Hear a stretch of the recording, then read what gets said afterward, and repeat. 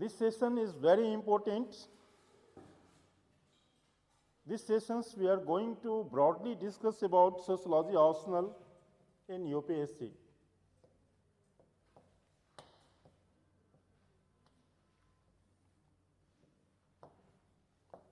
सब लोग अपना कॉपी पे लिखते भी रहेंगे.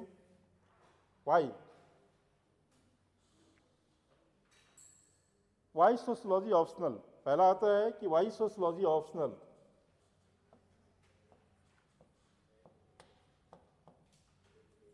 Why sociology? Sociology optional हम यूपीएससी में क्यों रखें? Why? कोई दूसरा ऑप्शनल क्यों नहीं रखें? This is the first question. ठीक है? So, the first point is that ये ट्रेंडिंग ऑप्शनल है. आज के डेट में सबसे ज़्यादा बच्चों का सिलेक्शन यही से होता है. सोशलॉजी ऑप्शनल से मैक्सिमम बच्चे सेलेक्ट कर रहे हैं. ठीक है. दूसरा क्या है? ये स्कोरिंग सब्जेक्ट है, यानी सबसे ज़्यादा अच्छा स्कोर कर सकते हैं आप इसमें, है नहीं. यानी टोटल 500 का यदि है तो 300 तक आप ला सकते हो, 300 प्लस ला सकते हो मार्क्स, है नहीं. जो कि आपको रैंक बनाने में प्रॉपर, जहाँ 500 रैंक आ रहा था और ऑप्शनल में यदि आपको 10% नंबर का वेटेज मिल गया तो आपका रैंक आकर के 200-150 में आ जाएगा, जो आप प्रॉपर आईएएस में आपको मिल सकता है 10-5% के नंबर्स.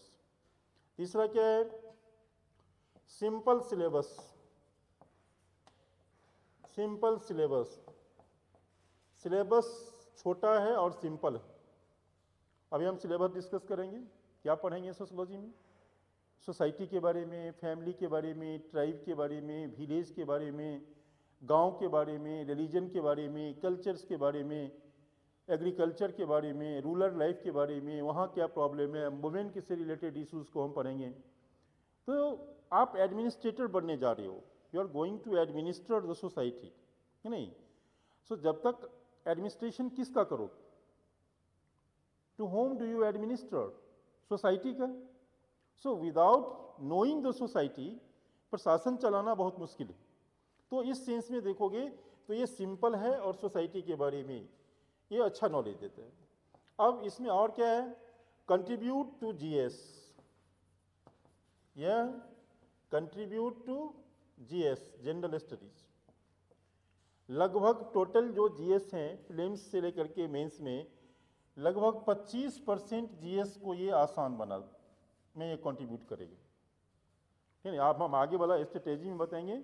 ये पेपर 1 का जो जीएस है मेंस का, पेपर 2 का जो है वो 3rd पेपर में और एथिक्स पेपर में आपको 25% सिलेबस सोशोलॉजी पढ़ने से ऑटोमेटिकली सॉल्व होगा, अलग से नहीं पढ़ना पड़ेगा. यानी जीएस आपका एस्से पेपर जो 6-7 टॉपिक्स दिए रहते हैं उसमें 2 एस्से आपको लिखने होते हैं, है नहीं. तो लगभग 250 नंबर के जो एस्से पेपर हैं, 300 नंबर के, उसमें आपको डायरेक्टली 2 क्वेश्चंस जो होते हैं आपको सोशोलॉजी ऑप्शनल वाले कंफर्टेबल जोन में लिख करके रहते हैं. उनको मालूम होता है culture, family, history, women values, ये सब जानते हैं, तो उनको वो बेटर ढंग से लिख सकते हैं और उनके लिए अलग से उनको नहीं पढ़ना पड़ता है बहुत ज़्यादा, है नहीं. तो एक तो एस्से पेपर में इनकी कंट्रीब्यूशन बहुत ज़्यादा बेहतर है. इसमें नो टर्मिनोलॉजी.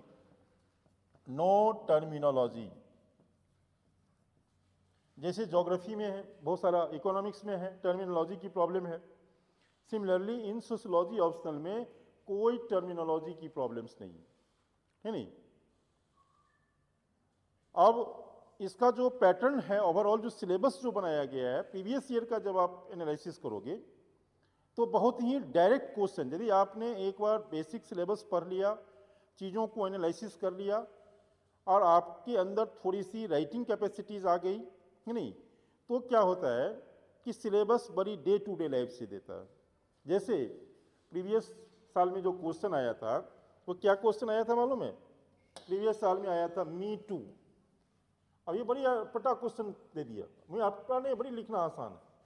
मीडिया ने महिलाओं के अगेंस्ट में जो सेक्सुअल हरासमेंट की घटनाएं देश में हो रही हैं, सिनेमा में और वीडियोस में, चीज़ों को सोशल मीडिया पे उन्हीं को मीडिया ने नाम रख दिया मी टू। अब मी टू करके बना करके इस पर एक क्वेश्चन पूछ दिए, पैट्रियार्की से क्वेश्चन पूछ देगा कि पितृसत्तात्मक समाज में महिलाओं का क्या स्थिति। किसान भारत में सुसाइड कर रहे हैं, उनके पीछे सुसाइड की थ्योरी को जोड़ करके क्वेश्चन पूछ देगा। आज के डेट में यंगस्टर सुसाइड कर रहे हैं, वीमेन, अनमैरिड वीमेन ज़्यादा सुसाइड बढ़ रही है। तो आप जब न्यूज़पेपर पढ़ोगे, क्लास करोगे, तो आपको करंट समाज के बारे में बहुत सारा जो जानकारियाँ होंगी वहाँ से क्वेश्चन पुटअप कर देते हैं नहीं, और उन क्वेश्चन को आप सोशोलॉजिकल पर्सपेक्टिव में लिखते हो। देखो चूंकि है क्या, 500 मार्क्स का 2 पेपर टोटल है, इसमें 250 मार्क्स का एक पेपर फर्स्ट हो गया और 250 का हो गया पेपर सेकेंड। ठीक है, पेपर फर्स्ट 250 मार्क्स, इसमें जो क्वेश्चंस होंगे आप इसमें देखो, एक पेपर में जो होते हैं, अभी मैं क्वेश्चन दिखाऊंगा, सेक्शन ए होते हैं। ठीक है, इसमें 1 2 3 6 7 क्वेश्चन इसमें होंगे, है नहीं। उसके बाद सेक्शन बी होंगी, सेक्शन बी होंगी, यहां पर भी आपको 6 7 क्वेश्चन होंगे। क्वेश्चन 10 नंबर 15 नंबर का होता है नहीं। क्वेश्चन नंबर 1 और दूसरे सेक्शन का 1 मैंडेटरी होता है, शॉर्ट नोट्स वाले भी दे देते हैं क्वेश्चन। तो ये क्वेश्चन सब ज़्यादा आपको जो लिखना होगा, ये क्वेश्चन जो होंगे ना, ये मैक्सिमम 250 वर्ड्स से ज़्यादा नहीं, 150 कोई होगा क्वेश्चन तो ये 10 नंबर का होगा, 250 वर्ड्स यदि होगा क्वेश्चंस का तो ये 15 नंबर का क्वेश्चन हो जाएगा। ठीक है, तो टोटल एक पेपर, पहला पेपर जो होता है, अभी हम सिलेबस पे जब आएंगे तब आपको डिस्कस करेंगे। पहला पेपर सोशोलॉजी जनरल होता है, समाज के बारे में, जैसे रिलीजन, तो वह ग्लोबल पर्सपेक्टिव में होगा। ग्लोबल पर्सपेक्टिव यानी कि समाज का जनरल चीज़ें, religion, culture, economic system, stratification, हम वैश्विक कॉन्टेक्स्ट में पढ़ेंगे, ग्लोबल कॉन्टेक्स्ट में we will see and analyse. In second paper is the Indian society. तो here we will discuss about the Indian society, Indian problems, society का culture, religion, tribal, village, rural, बहुत सारे content इसमें आ जाते हैं, है नहीं। तो सोशोलॉजी ऑप्शनल में, अभी इस बार बहुत खुशी की बात है, कोरोना काल में मेरे बच्चे मेरे से पढ़ रहे थे, रायपुर का बच्चा था, उस बैच में लगभग 20-25 ऑनलाइन क्लास मेरे से पढ़ रहे थे जब कोविड आया था। वो बच्चे पिछले साल जब पेपर दिया था तो वो मेंस नहीं निकाल पाया, पीटी निकाल लिया था, मेंस नहीं निकला। अभी मैं 1 सप्ताह पहले उसका फ़ोन आया कि सर इंटरव्यू कॉल आ गया है नहीं। तो वो बच्चे अभी हमारे स्टूडेंट्स इस बार इंटरव्यू दे रहे हैं, है नहीं, सोशोलॉजी सब्जेक्ट से, जबकि वो कॉमर्स बैकग्राउंड का लड़का था। हमारे 70% स्टूडेंट इंजीनियर होते हैं जो टेक्निकल बैकग्राउंड के, वो सोशोलॉजी पढ़ते हैं, आते हैं, 1 साल 6 महीना सोशोलॉजी पढ़ के समझ लेते हैं, आईएएस बन के निकल जाते हैं। तो सोशोलॉजी सबके लिए है। जो बच्चे ऐसे हैं जो कॉमर्स बैकग्राउंड के हों, साइंस स्ट्रीम के हों, और उसने कैसे निकाला आप जरा जानिए। हमारे जब हमसे वो ज्वाइन किया तो मेरे से पूछा कि सर मैं सोशोलॉजी से एमए कर लेता हूँ, एमए। तो उसने क्या किया कि इग्नू से एमए कर लिया घर बैठे बैठे। और संजोग देखिए कि इग्नू से एमए भी कर पढ़ता था, नो डाउट। एक तो होता है कि डिग्री लेने के लिए लोग जैसे तैसे 10 क्वेश्चन लिख दिया, पास, दे पास्ड और गेट द मास्टर्स डिग्री। तो दिस इज़ द एक डिग्री मिल गया आपको, बट रियलिस्टिक भी उसने सोशोलॉजी को समझा, पढ़ा, और अभी उसका रिजल्ट आया क्या, उसने यूपीएससी मेंस सोशोलॉजी से निकाल लिया। ऐसे कई बच्चों की कहानी है। तो हम समझते हैं मोस्ट ऑफ यू, आप लोगों का अंग्रेजी मीडियम है, इंग्लिश मीडियम है, इंग्लिश मीडियम है, English medium, English medium, English medium, English medium. English medium वालों के लिए वरदान सब्जेक्ट है। हिंदी मीडियम रहता तो मैं थोड़ा सा आपको सजेस्ट करता, है नहीं। इंग्लिश मीडियम है, इंग्लिश मीडियम वालों को कोई दिक्कत नहीं है। वी विल फॉलो, मेरी अपनी बुक आती है सोशोलॉजी पे, जो कि लगभग बच्चे हमारी बुक को, 90% बच्चे हमारी बुक से, जो 2005 में, इन 2005 आई रोट ए बुक पहली बार। उस बुक का नाम है sociology Q&A। It was publish from the Chronicle publication in 2005। 2005 से अभी तक 25 तक वो बुक को एडिट करके क्रॉनिकल वाले निकाल रहे हैं, क्रॉनिकल पब्लिकेशन वाले, नहीं, सोशोलॉजी Q&A। इस सब्जेक्ट को में हमारे जैसे गाइडलाइंस आप लोगों को मिला है, और इस सब्जेक्ट में आपको हम पूरी तरह से मेंटरशिप करेंगे आप, ठीक है। कहीं से भी आपको कोई कंटेंट, नोट्स, किसी भी चीज़ के लिए भटकना नहीं पड़ेगा। स्टडी मटेरियल्स की कोई प्रॉब्लम नहीं है, लेकिन बहुत सारे बच्चे जो बहुत ज़्यादा पढ़ लेते हैं वो भी हानिकारक हो जाता है। एक किताब पढ़ लिया, दो किताब, एक थिंकर्स पे बहुत ज़्यादा पढ़ लिया, एक्सेसिव पढ़ लिया, कार्ल मार्क्स पढ़ते पढ़ते थॉट बदल लिया अपना, मार्क्सिस्ट विचारधारा से प्रभावित हो गया। नहीं, सच टाइप ऑफ आइडियोलॉजी और इंटेलेक्चुअल विजन आपको नहीं डेवलप करना है। आपको यूपीएससी के जो नेचर ऑफ क्वेश्चन हैं, अप्रोचेस हैं, to keep in mind, you have to just study the limited study materials, limited books, and उसके बाद प्रॉब्लम सॉल्विंग, यानी क्वेश्चन को सॉल्व करने वाली अप्रोच पे आपको आना है कि क्वेश्चन हमसे सॉल्व हो रहा है कि नहीं, क्वेश्चन का स्टैंडर्ड बन रहे हैं कि नहीं, जो यूपीएससी की जो रिक्वायरमेंट है उसके अकॉर्डिंग हम कर रहे हैं कि नहीं, वो हम एक्सरसाइज आपको करवाते रहेंगे, ठीक है। तो इन फायदों को देखते हुए आज के डेट में जाओ, नेट पे सर्च करो, नेट पे सर्च करोगे तो सबसे ट्रेंडिंग ऑप्शनल, सबसे सफल, ज़्यादा से ज़्यादा बच्चे सोशलॉजी ऑप्शनल से सफल हो रहे हैं। वो बच्चे सफल हो रहे हैं जिनका कोई सोशलॉजी का बैकग्राउंड नहीं है, उसने बीटेक की कर रखा है या बीकॉम एमकॉम कर रखा है, और वो आते हैं सोशलॉजी ऑप्शनल। आईआईटी दिल्ली के इंजीनियर जो बीटेक है, वो जो कोई एमकॉम है, वो आते हैं सोशलॉजी ऑप्शनल रख करके, एक साल पढ़ते हैं और आईएएस रैंक क्वालिफाई करके निकल जाते हैं। तो it is my suggestion to you कि एक ऑप्शनल के बारे में आप 100% सोचना नहीं है, रख लेना है, नहीं।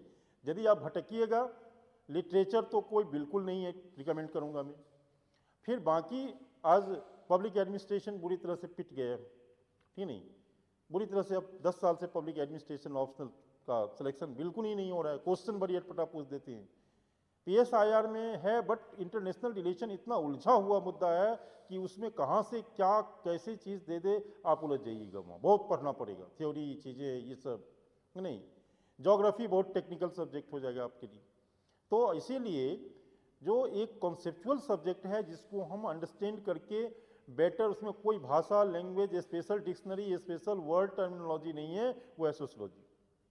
तो it is my suggestion to all of you कि अब आप बिल्कुल मत सोचिए कि दूसरा ऑप्शनल के बारे में, आप you keep sociology with you, and हम आपके साथ यहाँ पर में with content, with material, with approaches guide करने के लिए हैं। आपको ये ऑप्शनल मान लीजिए कि 2-3 महीने में आपका बेसिक चीज़ें तैयार हो जाएगा, उसके बाद सतत आप हमारे टच में रहेंगे। देखो, यूपीएससी की तैयारी इट नेवर कंप्लीट्स। आप जो सोचते हो कि हमने 2 महीना पढ़ लिया, सर से 6 महीना पढ़ लिया, 2 महीना पढ़ लिया, हो गई कोर्स पूरी, नहीं, this is not the right approach. Insistently you have to work out, you keep in touch with the faculties and teachers and get feedback, improve yourself, and gradually 1 साल 2 साल जब आप ऐसा करोगे तब ऑटोमेटिकली आप मेच्योर्ड हो जाओगे, आपको सारा चीज़ पता चल जाएगा। 1 साल तो मिनिमम मान के चलो, और उसके बावजूद भी अच्छे बच्चे टीचर्स से फीडबैक लेते रहते हैं, और हम लोग आपको ऐसे गाइड करने के लिए तैयार हैं, नहीं। आप ऐसे करोगे तो आपको 1 साल में जीएस भी पढ़ना है, फिर ऑप्शनल भी पढ़ना है, ग्रेजुअली आपका एक सोशलॉजिकल तरीके से सोचने का आपका विजन डेवलप हो जाएगा, ये नहीं। हम फॉर्मल तरीके से 1 बाय 1 आपके टॉपिक्स पे नोट्स तैयार करवा देंगे, जरूरत पड़ा तो नोट्स दे भी देंगे, सॉफ्ट कॉपी भी दे देंगे। बाकी कुछ किताब, लिमिटेड किताब पढ़ो, पहले तो एनसीईआरटी पढ़ो, एनसीईआरटी यानी 11th-12th की 4 बुक आती है, उसको अच्छे तरीके से पढ़ो। कई सारे चीज़ आपको बहुत इंटरेस्टिंग लगेंगे, कई सारे, most of the cheese family के बारे में पढ़ोगे, मैरिज के बारे में, ट्राइबल समाज के बारे में, गांव के बारे में, उनकी प्रॉब्लम्स के बारे में, किसान के बारे में, वीमेन के बारे में। So these areas are very very touching area आपको लगेगा। यूनिक सिलेबस है, अप्लाइड है। कई बार है कि आप कम ही पढ़ा किसी चीज़ को, लेकिन क्वेश्चन ऐसा लगा गया कि आप कॉन्फिडेंट हो कि इस क्वेश्चन को हम बढ़िया से लिख लेंगे, है नहीं। तो सोशलॉजी एक तो ये डायमेंशन है। दूसरा, जीएस में आप बहुत ही, देखो, किसी यूपीएससी में आंसर कोई भी, history, economy, geography, polity, science tech, geography, सब क्वेश्चन को सॉल्व करने के लिए 3 रास्ते हैं। Anything from social point of view, anything from economic point of view, और anything from political point of view. Never, you should never forget the word social, economic and political. कोई चीज socially कैसा है, इकोनॉमिकली एंगल से सोचना and political angle से सोचना। ये आजकल इंटरडिसिप्लिनरी अप्रोच हो गया है, यानी एक बहुत बड़ा कोर एरिया है आपके पार्ट का सोशल एंगल, वो एरिया आपको बहुत मजबूत हो जाएगा, मतलब एक बेस नॉलेज आपके पास हो जाएगा सोशोलॉजी पढ़ने से। सो इट्स माय सजेशन कि आप सोशोलॉजी ऑप्शनल रखिए और उसके बारे में थोड़ा सा भी कन्फ्यूजन मत रखिए। आपके मित्र या यूट्यूब पे या इधर उधर बहुत सारे चीज़ लोग कंफ्यूज हो करके गलत ऑप्शनल का चयन कर लेते हैं, साल दर साल खराब करते हैं, एक बार रखते हैं फिर ऑप्शनल बदलते हैं, बदलते बदलते उनकी 4 साल 5 साल खराब हो जाती है नहीं। इसीलिए जो ऑप्शनल आप लोग रखे हैं, ये ऑप्शनल में एक बार भी सोचना नहीं है। It is the best optional and trending optional in the UPS, है नहीं, हमेशा से ट्रेंड किया। ये ऑप्शनल कभी भी ऊंचा नीचा नहीं हुआ। एवरी ईयर यदि आप एक से लेकर के यदि 10 टॉपर्स देखोगे ना, तो 10 टॉपर्स में से 3-4 सोशलॉजी वाले मिल जाएंगे, ठीक है नहीं। एक से लेके रैंक देखोगे ना, हर एक साल, इस बार भी रिजल्ट आएगा देखना, रैंक 1 से 10 में 3-4 सोशलॉजी वाले रहेंगे। और देखो इसका एडवांटेज क्या होता है। अब मान लो जनरल स्टडीज में क्या है, जनरल स्टडीज में एवरेज मार्किंग होता है, ठीक नहीं, ठीक है। आपको 250 के हिसाब से एक पेपर में ज़्यादा से ज़्यादा आप कर लो 105, 110, ठीक है। ये मान लो 125 तक भी ले आओ, ठीक है। मोर और लेस प्रायः बच्चों का थोड़ा बहुत किसी पेपर में कम है तो किसी में कुछ ज़्यादा आ गया, इससे में ज़्यादा आ गया। और गेटिंग माय पॉइंट्स। अब यहाँ यदि मान लो जीएस तो बहुत वास्ट एरिया है, this is very very complex area, कहाँ से क्या क्वेश्चन पूछ दे, बहुत सारे, कोई भी बच्चा कंप्लीट क्वेश्चन का आंसर नहीं कर पाता, नेवर कंप्लीट, उसका कुछ ना कुछ क्वेश्चन छूट ही जाता है, या तो नहीं जानता है या टाइम का पाबंदी रहता है, 4-5 क्वेश्चन छोड़ के चला जाता है। तो जीएस में यदि आपकी कोई कमी रह गई, एनी ड्रॉबैक्स रह गया, टाइम मैनेजमेंट नहीं हो पाया, क्वेश्चन नहीं जानते हैं, छूट गया। और सोशलॉजी में आपने यदि 300 ले आया, एवरेज मार्किंग है 250 के आसपास, एवरेज इतना लाया फिर भी सिलेक्शन हो रहा है आपका, और यदि इसमें आपने 60% ले आया कम से कम, तो इधर जो ये 50 नंबर का वेटेज मिला ना आपको, तो जीएस में जो आप कमी क्वेश्चन छूट गया था या जहां वीक एरिया था, उसको कंपेंसेट करके जीएस उसको आपको निकाल देगा, यानी मेंस क्लियर करवा देगा आपको। पहला तो एक तो ये फायदा देखिएगा। दूसरा फायदा ये है कि आपका एवरेज मार्किंग किया आपने जीएस में, एवरेज मार्किंग का मतलब हुआ कि 40%, 45% किया, जो सब प्रायः बच्चे करते हैं। एवरेज मार्किंग से सिलेक्शन होगा नहीं, एवरेज वालों का सिलेक्शन नहीं होता है। जब आप एवरेज से ऊपर जाते हो तब सिलेक्शन होता है, एवरेज मार्किंग किया आपने। लेकिन सोशियोलॉजी में क्या हुआ कि ऑप्शनल में आपने 300 कर दिया, तो ये जो मार्किंग है ना 300, ये जो 50 नंबर या 70 नंबर का जो अंतर है, ये आपको मेंस क्वालिफाई करवा देगी।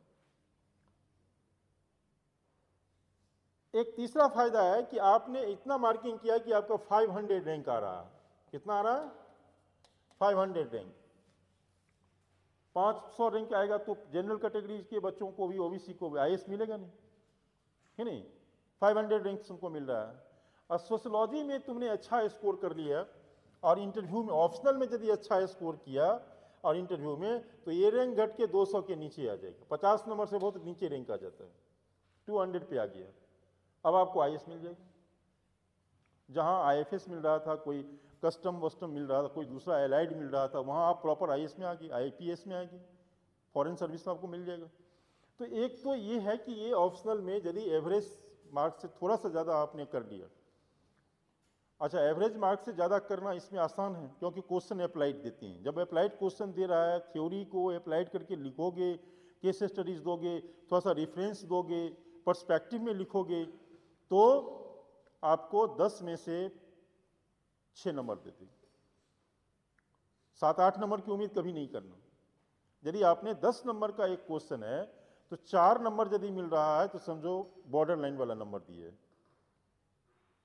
बॉर्डर लाइन वाला कि आप मेंस के करीब हो, ठीक नहीं। 3 नंबर नीचे है, 4 नंबर बॉर्डर लाइन पे, 5 नंबर 100% श्योर रहो कि तुम्हारा मेंस हो जाएगी। 50% पे यहाँ सिलेक्शन हो जाता है, रैंक बन जाते हैं, रैंक होल्डर 45-50% पे रैंक बन जाते हैं। तो सोशोलॉजी का जब when ever you make the critical analysis of sociology optional, ये आपको रैंकिंग में it helps you in ranking, it helps you, it just जितने भी ड्रॉबैक्स हैं जीएस के उसको इट एलिमिनेट कर देता है, एंड आपका सिलेक्शन के इंटायर प्रोसेस में ये चीज़ें ठीक है। एज फार एज सिलेबस और स्ट्रेटेजी इज कंसर्न, आप यदि रीजनेबली यदि 3 महीने 4 महीने इसको ढंग से करोगे, जैसे क्लास आपने किया, सप्ताह में 4 दिन भी 5 दिन भी क्लास किया, अपने घर में 2 घंटे 2.5 घंटे पढ़ लिया, तो मिनिमम आपको बेसिक चीज़ें एक बार आप 3-4 महीने में अंडरस्टैंड कर लिया, उसके बाद आपको टीचर्स की आवश्यकता कम पड़ेगी। आप सेल्फ स्टडी करो, जो टीचर्स के गाइडलाइंस में रहो कि इम्प्रूव कैसे करें, आंसर राइटिंग कैसे करें, पर्सपेक्टिव में कैसे लिखें, उसके बाद भी जरूरत पड़ती है। पहला है base knowledge you have to gain, base knowledge आपको गेन करना है, एंड फॉर बेस नॉलेज हम एनसीईआरटी से शुरू करते हैं पढ़ना। तो आप लोगों को पहला सजेशन कि ये मोबाइल से और लैपटॉप से पढ़ना छोड़ दो, 4 बुक है एनसीईआरटी का, 11th 12th का सोशोलॉजी का, जो जितने भी बुक है मार्केट से परचेज करो, हार्ड कॉपी पढ़ो।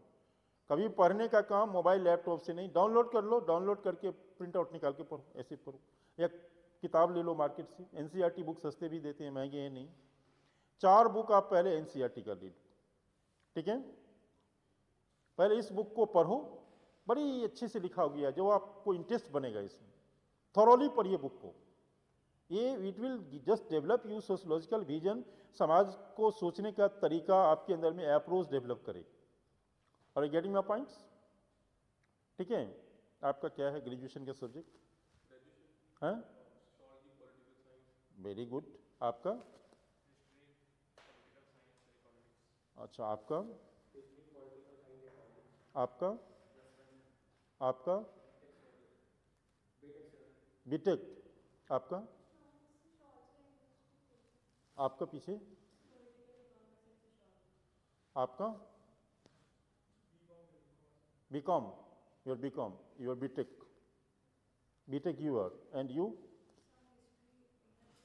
हैं? Very good, and you? Very good, and you? देखो, साइंस स्ट्रीम के फिजिक्स केमिस्ट्री एक वो, एक ये बीटेक एक बैकग्राउंड, इनके लिए भी, आपका भी, आपका भी, इनका भी, सब लोग जो है ना, सोशोलॉजी जब आप पढ़ना शुरू करोगे, सब लोग एक प्लेटफॉर्म पे, चाहे आप इंजीनियरिंग बैकग्राउंड के लड़के ज़्यादातर ऑप्ट करते हैं, ह्यूमैनिटीज़ जब आपका लोगों का ऑलरेडी पॉलिटिकल साइंस है, किसी का हिस्ट्री है, किसी का बायोलॉजिकल साइंस है नहीं, तो ये सारे जब आप आओगे ना, तो सब आदमी समझो एक ही प्लेटफॉर्म से कट करोगे। और यह सब्जेक्ट ऐसा है कि यदि आपने वही जो मैं बताया हूँ पहले क्लास में, एक तो कॉन्सेप्ट हमको समझना है और राइटिंग करना है। राइटिंग में कहीं भी आपको वर्ड टर्मिनोलॉजी ऐसी चीज़ नहीं, बड़ी सिंपल लैंग्वेज में लिखना है, आपकी राइटिंग स्किल होनी चाहिए, ठीक है। तो मैं तो कहा कि ज़्यादातर लड़के आते हैं जो कि सोशोलॉजी का कोई बैकग्राउंड ही नहीं है। आप लोगों का तो बहुत सारी हिस्ट्री है, पॉलिटिकल साइंस है, इकोनॉमिक्स हैं, PSIR है, इन लोगों का। जो लोग नहीं भी हैं, जैसे बीटेक वाले हैं, ये भी जब सोशोलॉजी पढ़ेंगे ना, कई बार बीटेक वाले 70% नंबर ले आते 3-4 महीना में पढ़ के, तो आप उम्मीद नहीं करेंगे। स्कोरिंग सब्जेक्ट है, इसमें अच्छे मार्क्स देते हैं। आप 250 में 125 नंबर का यदि एक पेपर होता है ना, 125 के यदि होते हैं, सॉरी 250 के होते हैं एक पेपर, 250 में यदि आप चाहेंगे ना तो 170 तक ला सकते हैं, 180 तक भी आता है। ये सुपर बम्पर नंबर है, ये आपको एक ही बार उछाल देगा। जहां आपका 800 रैंक मिल रहा था, वहां एक के बार 100 के अंदर में आ जाएंगे आप। तो ये स्कोरिंग सब्जेक्ट है, बशर्ते आपको राइटिंग होना चाहिए, जो राइटिंग में आपको करवाऊंगा, ठीक है नहीं, करवाऊंगा, करना आप ही को है, मैं गाइडलाइंस दूंगा कि कैसे लिखना है। जिसकी राइटिंग यदि अच्छी है ना, वो सोशोलॉजी में बिल्कुल टॉप कर देगा। वो आपकी राइटिंग का तरीका मैं बताऊंगा। राइटिंग हम सीखते हैं कि हम पैराफ्रेजिंग कैसे करें, हम सेंटेंस फॉर्मेशन कैसे करें, हम पॉइंट में कैसे लिखें, हम डायग्राम में प्रेजेंटेशन कैसे करें, अपने थॉट आइडिया को हम कितना मतलब सब्जेक्टिव और ऑब्जेक्टिव तरीके से हम बेहतर ढंग से रख सकते हैं। जरा यू इमेजिन योर सेल्फ कि आपका खाना जो परोस के देते हैं वेटर आपके टेबल पे, वो खाना यदि सब मिक्सअप करके ऐसे वैसे करके दे दिया जाए तो आपका मूड ऑफ हो जाएगा। लेकिन खाने की थाली को कितनी डेकोरेट करके यदि रखा जाए तो आपको बहुत अच्छा लगेगा खाने में, खराब भी खाना हो तो लेकिन उससे अच्छा आपको लगेगा। राइटिंग वो चीज़ है कि आप आइडियाज़ को परोसते हो। जो टीचर होते हैं ना, जो आंसर देखते हैं, वह सबसे पहला कंडीशन मान लो राइटिंग सुंदर होनी चाहिए। घिसी पिटिर वाली राइटिंग नहीं, स्पष्टता, क्लैरिटी, रीडेबल, और रीडेबल में आपका वह एकदम ले लिए हुए हो। तो पहला कंडीशन ध्यान रखना कि your writing should be very very beauty. आपका राइटिंग देख के हम अट्रैक्ट हो पढ़ने के लिए। Are you getting my points? कि आप ऐसा सुंदर लिखो कि कॉपी देखने वाला आपकी कॉपी को देखते रह जाए। ऐसा हम लोगों को मौका मिलता है, 100 कॉपी हम जब चेक करते हैं बच्चों का, उसमें से 2-4 कॉपी ही ऐसा मिलता है। 2-4 को वो लड़के, वही लड़के क्वालिफाई करते हैं। तो आपको पहला बात कि राइटिंग को सुंदर बनाना है। दूसरा बात टेक्निकल, यानी स्ट्रक्चर्ड सेंटेंस हो। पहला पैराग्राफ और दूसरा पैराग्राफ के बीच में कंसिस्टेंसी, तारतम्य हो। एक सेंटेंस का दूसरे से लिंकेज हो। जहां जरूरत पड़े पॉइंट फॉर्म में। कई क्वेश्चन के नेचर ऐसे हैं कि उसको पॉइंट में लिखना बड़ी मुश्किल हो जाता है, तो उसको हम सब्जेक्टिव अप्रोच से लिखते हैं। कई क्वेश्चन ऐसे होते हैं जो पॉइंट में लिखना ज़्यादा बेहतर होता है। मोस्ट ऑफ द क्वेश्चन ऐसे होते हैं जिसको डायग्रामेटिक प्रेजेंटेशन हम कर सकते हैं, वहाँ डायग्राम भी बना देना जरूरी, पॉपुलेशन और सब जो फिगर है उसमें, है नहीं? तो जितना आपका कॉपी ऑर्नामेंटल रहेगा।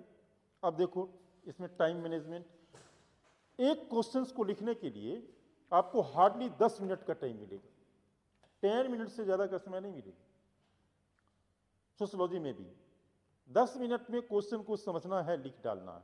लगभग अभी जो आप लोगों का पेज है, इसे 1.5-2 पेज का आंसर लिखना होगा 10 मिनट में। तो राइटिंग आपकी अंग्रेजी writing, wording, paraphrasing skill, grammatically correct, ज़्यादा लंबा सेंटेंस नहीं, दीज आर द टूल्स हैं, वो धीरे धीरे आप सीख जाएंगे, ठीक है नहीं? इन चीज़ों को आपको करना है, ठीक है? ये आइडिया रखो, 100% आप कूल रहो। हम इस सब्जेक्ट के बहुत सीनियर फैकल्टी हैं। आप समझो कि आप हमारे जैसा टीचर्स आपको यहाँ आए हैं, ठीक है नहीं? हमारा पूरा राजेंद्र नगर, मुखर्जी नगर एरिया में हमको बहुत सारे लोग सोशलॉजी इस सब्जेक्ट के साथ एसोसिएट करके 18 साल का मेरा अनुभव है। Definitely will get an added advantage, ठीक है नहीं? अपना पढ़ो, 2-3 महीना में तुम लोग अब उंगली पकड़ के चलने वाले बच्चे नहीं हो। विजन मैच्योर्ड है, गाइडलाइंस मिल गया, टिप्स मिल गया, तरीके पता चल गया, अपने आप 3 महीना में मास्टर बन जाओ।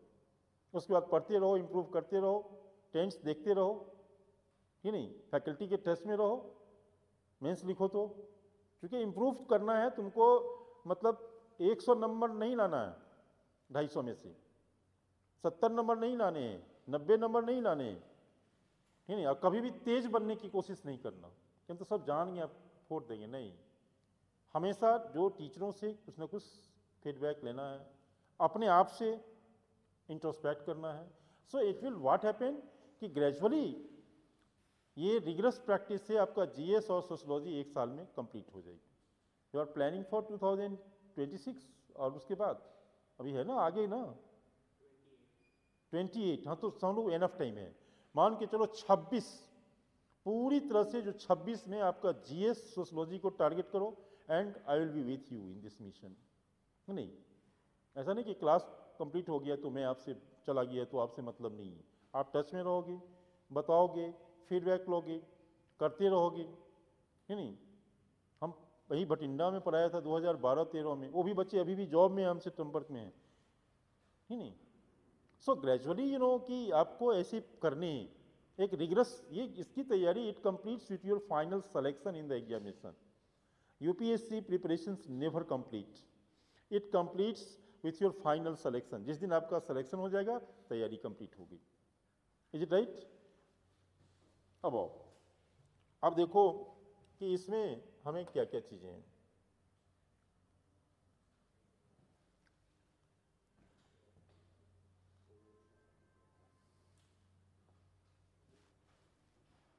अभी पहले हम 2 लेवल पे इसको देखें, syllabus and strategy, sociology paper first.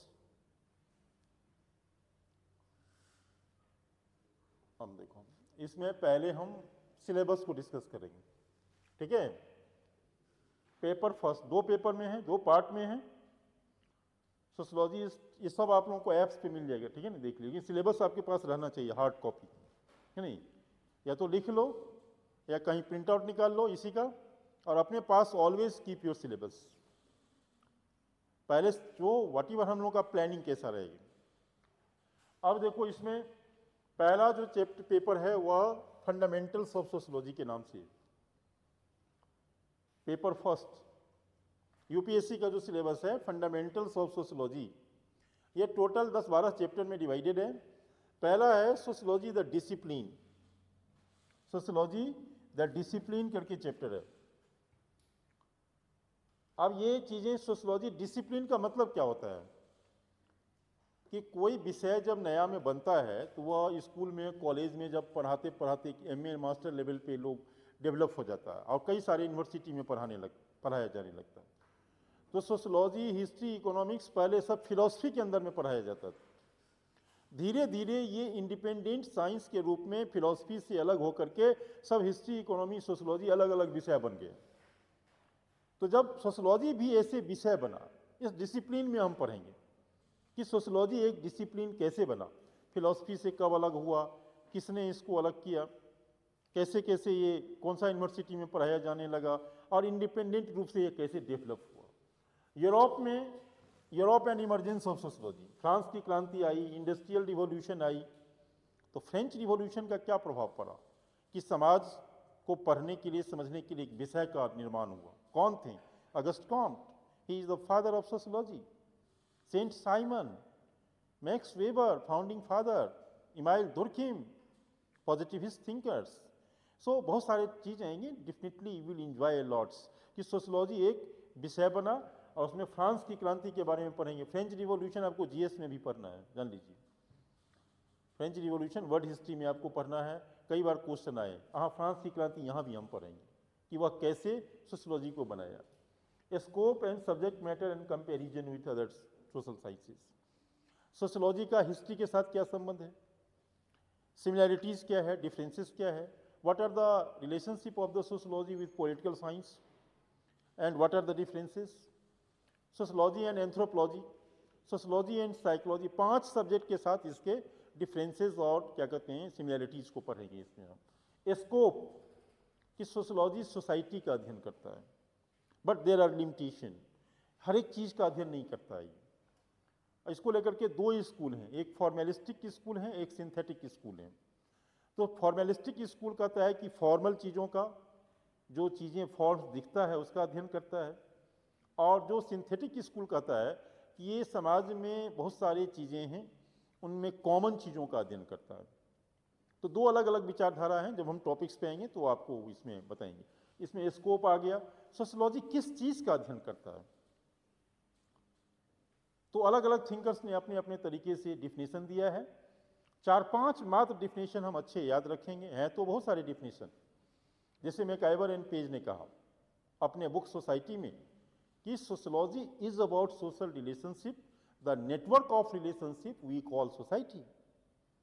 आप जरा समझ लो यहाँ कि sociology is about relationship, social relationship. ये रिलेशनशिप क्या है, थोड़ा सा देखो। यूपीएससी सोचने वाला लड़का बिल्कुल अलग ढंग से काम करता है। आप जैसे यूपीएससी आया, आप नॉर्मल लेमेन की तरह नहीं सोचो, अलग ढंग से प्रॉब्लम को सोचो। एक छोटा बच्चा जब जन्म लेता है तो उसका पहला रिलेशनशिप किसके साथ होता है? माँ से। क्यों? कि माँ दूध पिलाती है। भूख लगता है तो बच्चा चिल्लाता है। तो पहला एसोसिएशन बच्चे का रिलेशनशिप माँ से बनता। जब बच्चे की जो नीड है, हमारा सेल्फ एक्टिव नीड है, जैसे need of love, affection, biological needs है, बहुत सारे सेल्फ, मैस्लो का थ्योरी है इसमें कि हमारे नीड को फुलफिलमेंट करने के लिए हम माँ, जब बच्चा बड़ा होता है तो दोस्त खेलने के लिए दोस्तों के साथ जाता है, स्कूल जाते हैं, पड़ोस में जाता है। आप यहाँ क्यों आए हो? पढ़ने के लिए आए हो। मैं यहाँ क्यों आया हूँ? आपका भी नीड फुलफिलमेंट हो रहा है मेरा भी नीड फुलफिलमेंट हो रहा है, ठीक है नहीं, इसलिए हमारा आपका रिलेशनशिप बना। तो हम अपनी विभिन्न जरूरतों को पूरा करने के लिए, नीड की फुलफिलमेंट के लिए बहुत सारे लोगों से रिलेशनशिप बनाते हैं।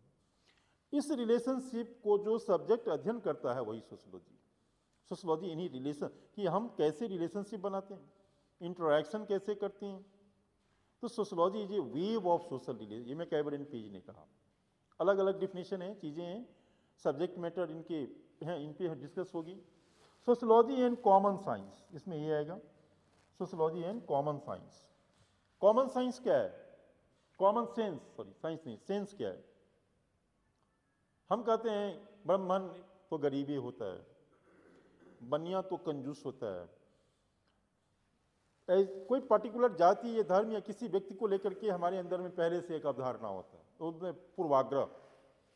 कॉमन सेंस होता है समाज के लोग किसी चीज का विश्वास कर लेते हैं, ऐसे कॉमन सेंस के आधार पर कुछ निर्णय ले लेते हैं, ऐसा है तो ऐसा हुआ होगा। हम अक्सर पढ़ते हैं कि एक गरीब ब्राह्मण था, तो इसका मतलब क्या, ब्राह्मण गरीब होता है? तो कॉमन सेंस निकला कि ज्यादातर ब्राह्मण गरीब होता है, ये कॉमन सेंस निकलता है। और सोशियोलॉजी जब हम कहते हैं तो सोशियोलॉजी में हम किसी चीज को वैज्ञानिक तरीके से अध्ययन करके जब कहते हैं कि हाँ ये है, तो वह फैक्चुअल, वह वेरिफाइड नॉलेज होता है। कॉमन सेंस के नॉलेज का कोई वैज्ञानिक आधार नहीं होता है। समाज अपने मतलब कल्पना के आधार पर में किसी चीज को या अनुभव के आधार पर में किसी चीज के बारे में कुछ ओपिनियन बना लेता है नहीं? बनिया कंजूस होता है, मारवाड़ी सरदार ऐसे होते हैं, या मतलब मारवाड़ी ऐसे होते हैं, या पंडित ऐसे होते हैं, जाति के आधार पे हम कुछ उसके बारे में ओपिनियन बना लेते हैं, किसी क्षेत्र के बारे में, किसी चीज़ के बारे में। तो it can not be justified, है नहीं? साइंटिफिकली हम नहीं कह सकते कि ब्राह्मण गरीब होता है, कैसे अमीर भी है, गरीब भी है नहीं? तो देयर आर लॉजिक्स, हम इसको डिस्कस करेंगे। Sociology as a science, sociology science कैसे है? बड़ी इजी है इसको समझना। अब फिजिक्स, केमिस्ट्री, बायोलॉजी किस तरह का साइंस है, सोशियोलॉजी एक सोशल साइंस है, ये भी साइंटिफिक मेथड को फॉलो करता है। इसमें हम पढ़ेंगे साइंटिफिक मेथड क्या है, सोशियोलॉजी पे वो लागू होता है, कितना लागू होता है, तो हम जब टॉपिक्स पे आएंगे तब देखेंगे। मेजर थियोरेटिकल स्ट्रीम्स, इसमें पॉजिटिविज्म आएगा। पॉजिटिविज्म में की सोशियोलॉजी फिजिक्स, केमिस्ट्री और बायोलॉजी की तरह है। पॉजिटिविज्म का concept it was given by August Comte and later on supported by email Durkheim, है नहीं? कि कोई थिंकर्स, पॉजिटिविज्म का मतलब होता है कि बिल्कुल फिजिक्स, केमिस्ट्री की तरह सोशियोलॉजी को विज्ञान मान लेना। फंक्शनलिज्म है, और क्या कहते हैं, कॉन्फ्लिक्ट अप्रोच है, इथनोमेटोलॉजी है, फिर 4-5 हैं इसमें मेथड। अब जैसे positivism and it's critic, positivism और इसकी आलोचना। आप मान लो ये सारे टॉपिक्स पे मान के चलो 500-600 वर्ड में आपको नोट्स हम क्लास में बनवा देंगे कि जैसे पॉजिटिविज्म एंड इट्स क्रिटिक है। एक तो प्रिंटेड वर्जन भी आपको मैं होगा तो मैं प्रोवाइड कर दूंगा, और क्लास नोट्स में आप बन जाएगा। उतना पढ़ो, उससे बाहर क्वेश्चन जाने वाला है। अभी मैं इसको, पॉजिटिविज्म एक ऐसा टॉपिक है जो आराम से, पॉजिटिविज्म अभी आप सोच रहे होगी क्या, अभी आपके अंदर में क्यूरियोसिटी होगा कि पॉजिटिविज्म सोशियोलॉजी, हम लोग भी बहुत भटके हैं, अपने समझ में नहीं आ रहा था, ये बुक पढ़ें वो बुक पढ़ें, फिर जाकर के कंफ्यूज हो जाते थे। लेकिन आप लोगों को कंफ्यूज नहीं होने देंगे। मात्र 600 वर्ड में आप अच्छे से समझ लो, लिख लो, नोट्स बना के रख लो हर एक टॉपिक्स पे। अभी बड़ी आसान है। Comparing sociology to that of natural sciences is called positivism. ये सोशियोलॉजी, फिजिक्स, केमिस्ट्री एक विज्ञान है। सोशियोलॉजी में क्या ऐसा है, सोशियोलॉजी को हम लेबोरेटरी में ला सकते हैं? तो क्या सोशियोलॉजी, अगस्ट कॉम्ट ने left no stone unturned in establishing sociology as a positive science of the society. Sociology के फादर हैं अगस्ट कॉम्ट। उन्होंने सोशियोलॉजी को एक विज्ञान बनाने के लिए हर संभव प्रयास किए।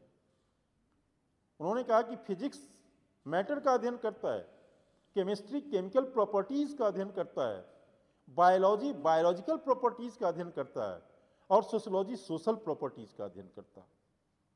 यह सोशल साइंस है, वह नेचुरल साइंस है, लेकिन सोशियोलॉजी भी साइंस है।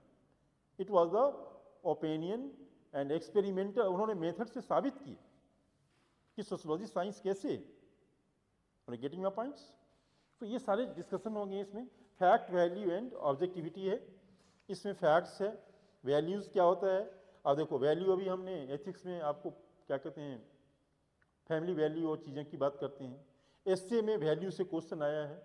तो ये डायरेक्ट आपको ऑब्जेक्टिविटी एक वैज्ञानिक अप्रोच है, इसके बारे में हम थोड़ा थोड़ा समझेंगे। Non positivist method, non positivist का मतलब होता है कि वो जो पॉजिटिविज्म के अपोजिट में हो, जो सोशियोलॉजी को नेचुरल साइंस नहीं मानते हैं, फिजिक्स केमिस्ट्री से अलग एक दूसरा तर्क देते हैं, इस वाले में नॉन पॉजिटिविस्ट में वो आ जाएंगे कि those who are not positivist they are non positivist.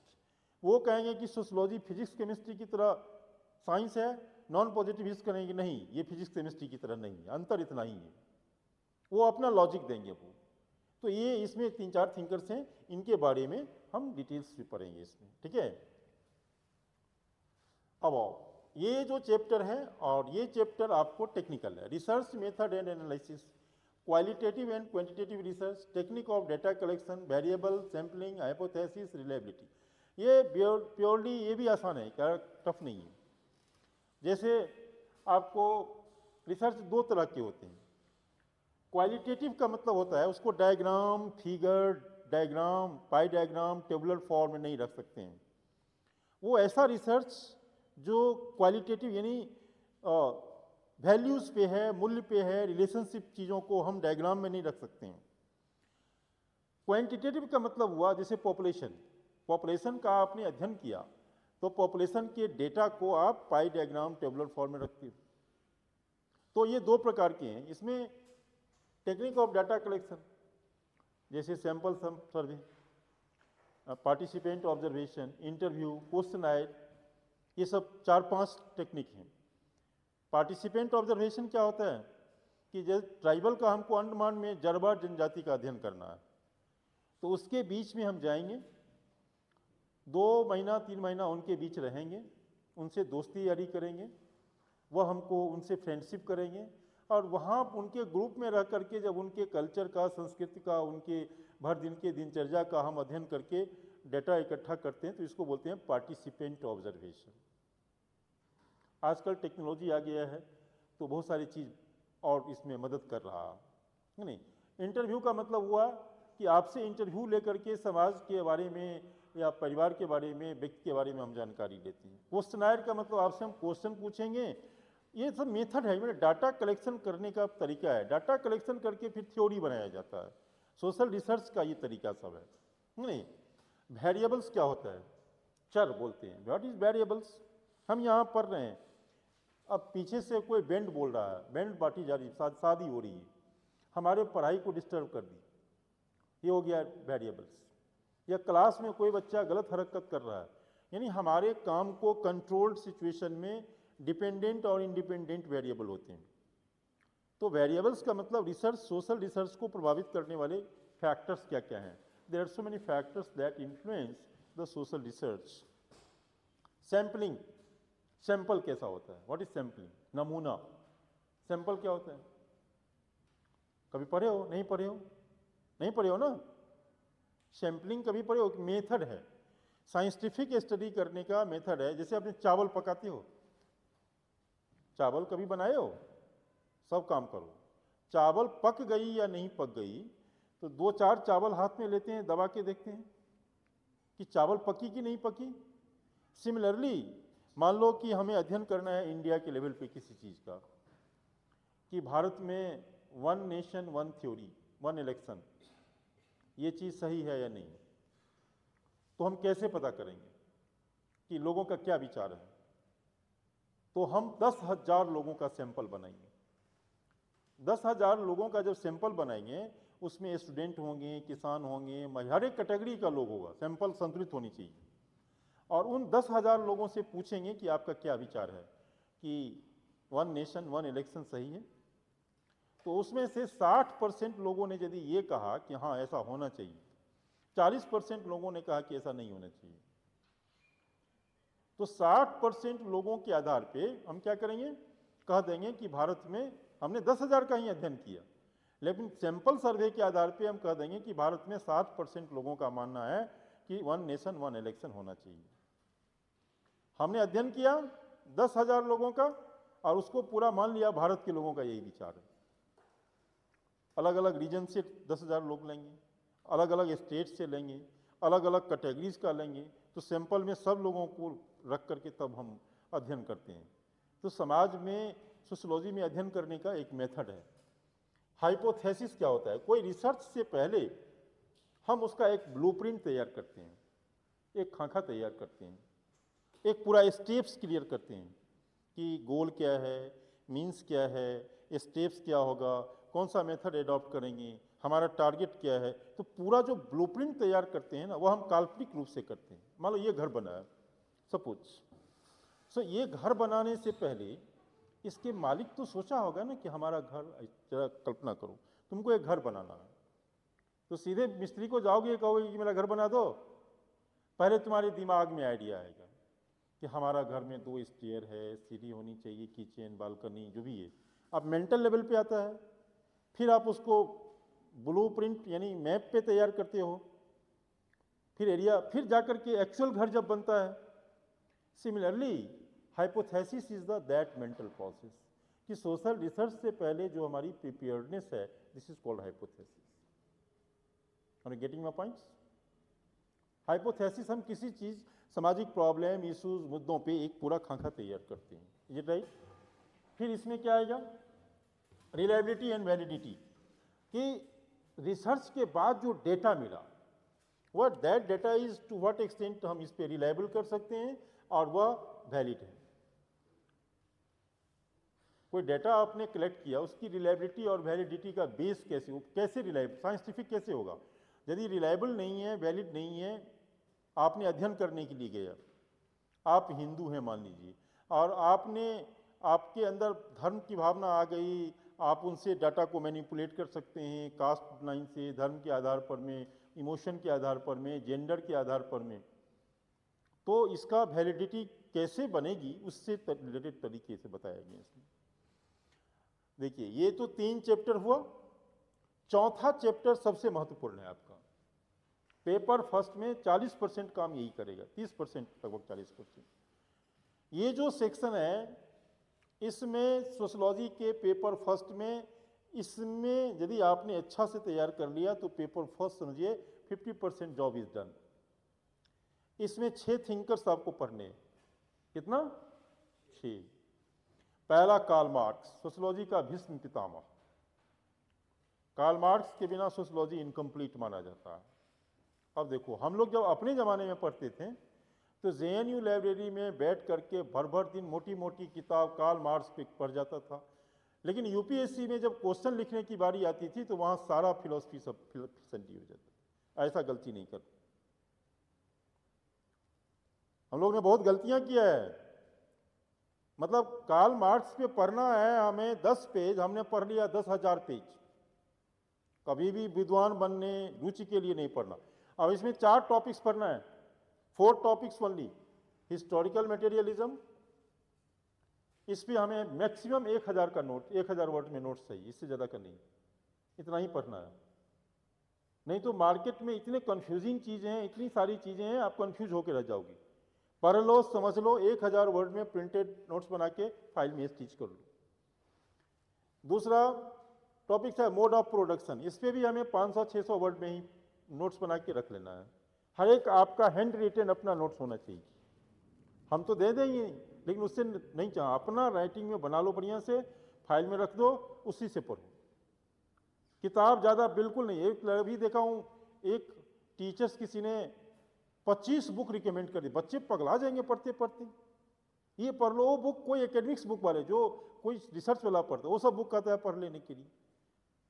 बिल्कुल नहीं। सोशियोलॉजी की सिर्फ बीए लेवल की सिलेबस यदि आपने पढ़ लिया, वही यूपीएससी रिकमेंड करता है नहीं। आप एकदम सिस्टमेटिक पढ़ो। अब मोटा मोटा कार्ल मार्क्स पे जाके एक तो बुक खरीद लिए मार्केट से, अब सैकड़ों किताब है। आपको कोई एकेडमिक्स रिसर्च नहीं करना है, आपको यूपीएससी का एग्जाम क्रैक करना है। आप क्या करो, मोड ऑफ प्रोडक्शन पे 500-600 वर्ड में बना लिए। आपने क्या किया, एलिनिएशन। अब एलिनिएशन टॉपिक्स है। अब एलिनिएशन पे आपने क्या कहते हैं 500-600 वर्ड में नोट्स बना लिए, उसमें क्रिटिकल भी बना लिया, एक्सप्लेनेटरी भी बना लिया, थोड़ा सा उसका कंपैरिजन भी कर लिए, तो वो आइडियल नोट्स आपका बन जाएगा। हमारा कंटेंट अपना भी कंटेंट है हमारा, ठीक है नहीं। इसके बाद क्लास हिस्ट्री, ये 4 टॉपिक्स का मतलब मैक्सिमम 3000 4000 हर एक टॉपिक्स पे 1000 500 600 700 वर्ड में नोट्स रेडी करके उसको समझ लो कॉन्सेप्ट को। और ये कॉन्सेप्ट बुक से आप बेटर नहीं समझ सकते हो, कंफ्यूज होकर रह जाओगे। इसीलिए क्लासरूम में जो डिस्कशन होगा इससे आपकी एकदम छिलके की तरह कॉन्सेप्ट क्लियर हो जाएगा। क्योंकि हम लोगों ने कंफ्यूजन बुक पढ़ के कंफ्यूजन झेला है। एक बुक पढ़ोगे फिर आपके अंदर विचारधारा परिवर्तन आएगा, कार्ल मार्क्स तो ठीक कर रहा है, कभी लगेगा कि कार्ल मार्क्स यहाँ गलत है, फिर दाढ़ी बनाना शुरू करोगी, कुर्ता पैजामा पहन लोगी, पूंजीवाद, अच्छा वास्तव में यही लोग देश को बर्बाद किया है, पूंजीवाद का विरोध करोगे, लेबर मजदूर, अच्छा यही लोग सही है, फिर नक्सलाइट विचारधारा से प्रभावित हो जाओगी। वो कहीं से भी कंस्ट्रक्टिव नहीं है यूपीएससी के लिए, विचारधारा में डूबना नहीं है, इज इट राइट? तो ये हो गया। दूसरा थिंकर्स आपको पढ़ना है इमाइल दुर्खिम, इसके भी 4 टॉपिक्स हैं टोटल। देखो कैलकुलेट कितने टॉपिक्स में, एकदम तोड़ तोड़ के पढ़ो। इसमें पढ़ने हैं division of labour, social fact, suicide, religion and society. हर एक पे 500-600 वर्ड में हम नोट्स बना लेंगे, है नहीं। अब 4 टॉपिक्स यहाँ, 4 टॉपिक्स यहाँ, कितना टॉपिक्स हुआ? 8। और फिर कार्ल मार्क्स, इसके भी 3-4 टॉपिक्स पढ़ने हैं। Social action, ideal types, authority और power, bureaucracy, Protestant ethics and spirit of capitalism, यानी 12 टॉपिक्स हो गया। उसके बाद मैक्स वेबर का ये हो गया। Talcott Parson, social system pattern, 2 topics पढ़ने हैं बात। लोग टेलकॉट पार्सन पे मोटी टेलकॉट पार्सन पे 100 पेज पढ़ रहा है, नहीं पढ़ना, टाइम वेस्ट है। एकदम प्रोफेशनल तरीके से काम करो। हमें उतना ही पढ़ना है जैसे ना कि मैं यूपीएससी में बढ़िया स्कोर करूं। 2 टॉपिक्स पढ़ने हैं, थोड़ा सा रिलेटेड कॉन्सेप्ट इसमें आ जाएगा, उसको समझ लेंगे। रॉबर्ट के Merton, latent and manifest function पढ़ना है, कॉन्फर्मिटी, डेविएंस और डिफरेंस, 3 टॉपिक्स पढ़ना है। 3 टॉपिक्स पे, एक टॉपिक्स पे मैक्सिमम 1000 वर्ड, इससे ज़्यादा नहीं। किताब में जाओगे तो उसको 5000 वर्ड में दिया हुआ है, पढ़ के एक बार, ठीक है इंटरेस्ट हो तो पढ़ लो, लेकिन उसको 1000 वर्ड में ले आओ। टाइम भी वेस्ट नहीं करना है कि हमने ऑनलाइन देख लिया, कोई टीचर रिकमेंड किया, 10 बुक लिया, हम लोग ने इसे करके खराब किया अपने टाइम को। आप लोग नहीं खराब करना कि 10 बुक इकट्ठा कर लिया, मोटी रिसर्च कर रहे हैं, बैठे हैं, नहीं, रॉन्ग अप्रोच। एकदम फॉर्मल तरीके से पढ़ना है। नीड का सेल्फ एंड आइडेंटिटी, हाँ, इस 5-6 थिंकर्स के आत्मा को समझना, ये किस प्रकार का पर्सनैलिटी था, क्या दिया नहीं दिया, हम क्लास में समझाएंगे आपको। ये एरिया आपने कर लिया। 6 थिंकर्स में आपका लगभग 30% सिलेबस, 40, लगभग 3-4 क्वेश्चन यहाँ से पकड़ा जाएंगे आप। 3 या 4 क्वेश्चन निश्चित है कि यहाँ से आप क्लिक करेगा पेपर फर्स्ट में, नहीं। उसके बाद आपका 5वां सेगमेंट देखिए, स्ट्रेटिफिकेशन और मोबिलिटी। 5वां जो है स्ट्रेटिफिकेशन एंड मोबिलिटी। अब इसमें क्या है कॉन्सेप्ट, स्ट्रेटिफिकेशन क्या है, अभी हम पढ़ा नहीं रहे हैं आपको, कॉन्सेप्ट हम बाद में टॉपिक्स पे जब आएंगे। अब सिंपली समझो, लेयरिंग सीढ़ी की तरह होता है। समाज में कोई नीची जाति होती है, कोई अपर कास्ट होता है, कोई उससे भी अपर होता है, कोई लोअर क्लास होता है, तो इसी को स्ट्रेटिफिकेशन बोला गया है, सिंपल भाषा में समझो। इसकी थ्योरी ही, ठीक नहीं, वो थ्योरी जब हम टॉपिक्स पे आएंगे तो वहाँ हम ब्रॉडली डिस्कस करेंगे। बड़ी सिंपल है, इनइक्वालिटी को दिखाता है, गरीब, अमीर, मिडिल क्लास, हायर क्लास। तो दुनिया के हर एक समाज में ऊंच नीच है, कोई काले हैं, कोई गोरे हैं, कोई अमीर आदमी है तो सोशल स्टेटस ज़्यादा है, गरीब आदमी है तो सोशल स्टेटस। तो सोशल स्टेटस, पावर, प्रेस्टीज का डिस्ट्रीब्यूशन समाज में कैसे होता है नहीं। एक आईएएस ऑफिसर का प्रेस्टीज स्टेटस ज़्यादा होगा, एक नेता का ज़्यादा होगा, मंत्री कलेक्टर का ज़्यादा होगा, लेबर मजदूर का कम होगा। तो ये क्यों होता है ऐसा? इसके पीछे थ्योरी भी है कई सारी, डेविस मूरे इसमें थ्योरी भी है, theories of stratification. Structural functional theory क्या कहता है, मार्क्स क्या कहता है, और वेबर, 3 थ्योरी पढ़ना है। 3 थ्योरी में अक्सर एक थ्योरी आ जाता है, आपको लगता होगा थ्योरी बहुत आसान है, जब मैं समझाऊंगा समझ जाओगे, नोट्स दे दूंगा पढ़ लेना, सो सिंपल है नहीं। उसके बाद डायमेंशन, अब क्लास क्या है, स्टेटस क्या है, ग्रुप क्या है। स्टेटस ग्रुप क्या होता है, जेंडर क्या होता है, एथनिसिटी और रेस क्या होता है। अभी मैं एथनिसिटी एथिक्स में डिस्कस किया था। जेंडर क्या होता है, जेंडर तो बड़ी जनरल वर्ड है, अभी सुने हो हैं, क्या होता है तो खोलो देखो। आप लोग जीएस से भी बहुत करीब स्टूडेंट हो क्योंकि सोशियोलॉजी में हो। सोशियोलॉजी वाले स्टूडेंट्स लंबा सेशन चलता है, आपका मेंटरशिप मैं ही करूंगा, इसलिए हमसे मतलब हेजिटेशन नहीं रखो, कम्युनिकेटिव रहो, इंटरेक्टिव रहो, है नहीं। वो 5 साल के बाद ही हमसे जुड़े रहते हैं क्योंकि लंबा अनुभव होता है। ये लड़का 1 साल से मेरे को कॉल नहीं कर रहा था, अभी इंटरव्यू कॉल आया तो मेरे को मैसेज किया कि सर डू यू रिमेंबर मी। हम नहीं, मैसेज पढ़ लिए, हम कॉल नहीं की। फिर दूसरे दिन कॉल किया, मैं क्लास में था, उठाया। फिर तीसरे दिन कॉल किया। सोशियोलॉजी लंबा समय तक चलता है तो याद रहता है हमको भी कि हाँ यस आई नो यू, बोला सर आई हैव क्वालिफाइड। तो आप लोग हेजिटेशन नहीं करो। जेंडर क्या होता है, व्हाट इज जेंडर? सेक्स और जेंडर में क्या अंतर है? Sex is a biological difference between male and female. Are you getting my points? Gender is a cultural difference between male and female. लड़की बड़ी बाल रखेगी, लड़की सलवार सूट कपड़े ऐसे पहनेगी, बाल ऐसे रखेगी, कान में बाली पहनेगी, मंगलसूत्र, ये कल्चरली है। तो लड़के और लड़का है तो ऐसे कपड़ा पहनेगा, लड़की है तो ऐसे ड्रेस पहनेगी। ये इसको बोलेंगे जेंडर डिफरेंस, कल्चरली होता है। जेंडर जब भी होगा तो कल्चरल डिफरेंस को दिखाता है। और गेटिंग माय पॉइंट?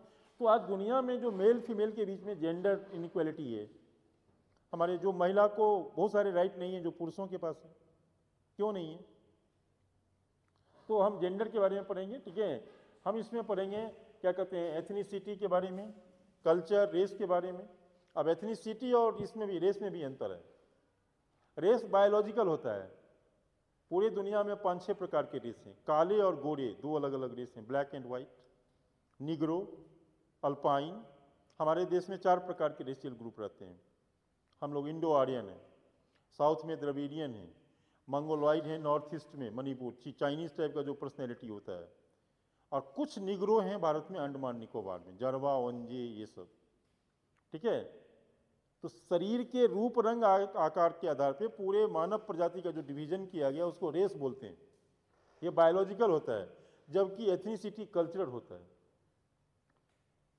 यानी आसाम के कपड़े हमारे नॉर्थ यानी यूपी के कपड़े से, खान पीन से अलग है।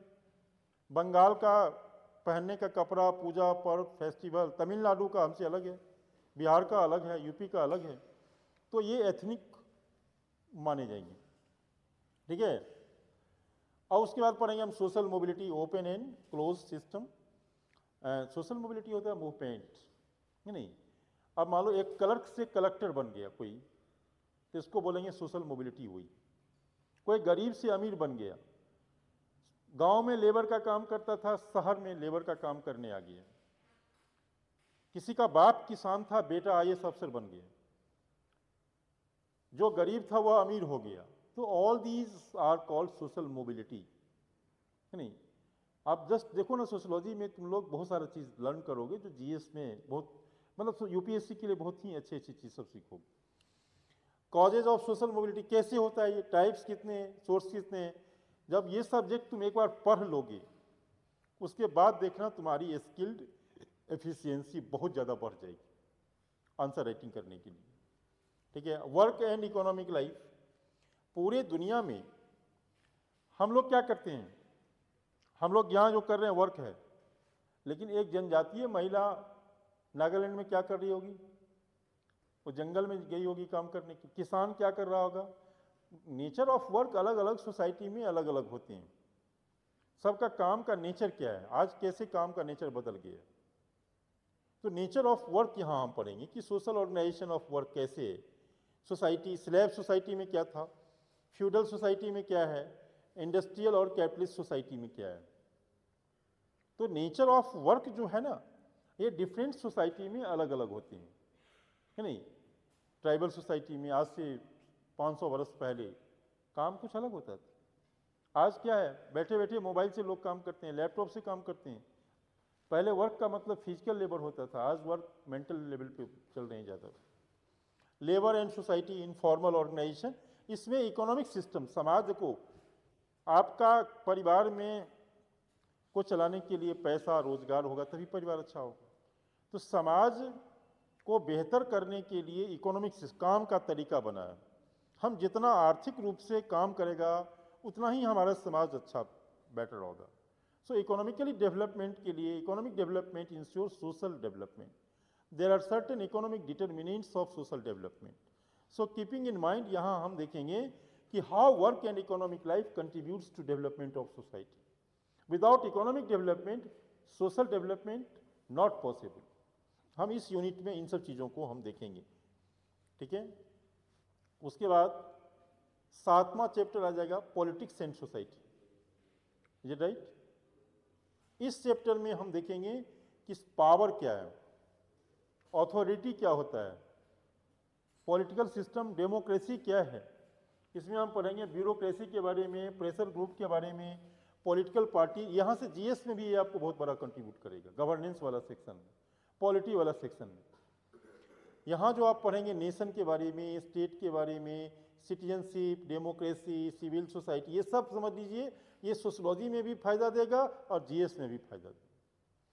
फिर हम पढ़ेंगे प्रोटेस्ट, एजिटेशन, सोशल मूवमेंट, राजा राम मोहन रॉय, ईश्वर चंद्र, रिफॉर्म मूवमेंट जो इंडिया में हुए, थ्योरी पढ़ेंगे, कलेक्टिव और रिवॉल्यूशन के बारे में पढ़ेंगे। ये सारे चीज़ ब्रॉडली इसको हम पढ़ेंगे इसमें। फिर हम पढ़ेंगे रिलीजन एंड सोसाइटी, 8वां यूनिट, 8वां चैप्टर, धर्म के बारे में पढ़ेंगे। अब इसमें भी धर्म का थ्योरी कैसे है, धर्म ओरिजिन कैसे हुआ, अलग अलग थ्योरी है। धुरखिम का थ्योरी है टोटेमिज्म, टोटम थ्योरी, अरुणता जनजाति का अध्ययन किया। रिलीजन कैसे बना, कहाँ से आया।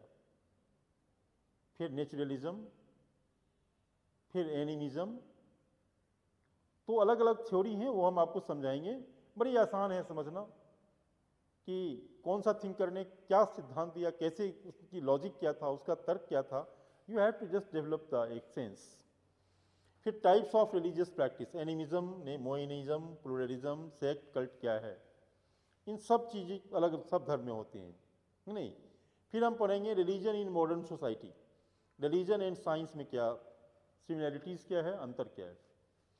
सेकुलराइजेशन क्या होता है, यानी धर्मनिरपेक्ष क्या है, religious revivalist movement and fundamentalism.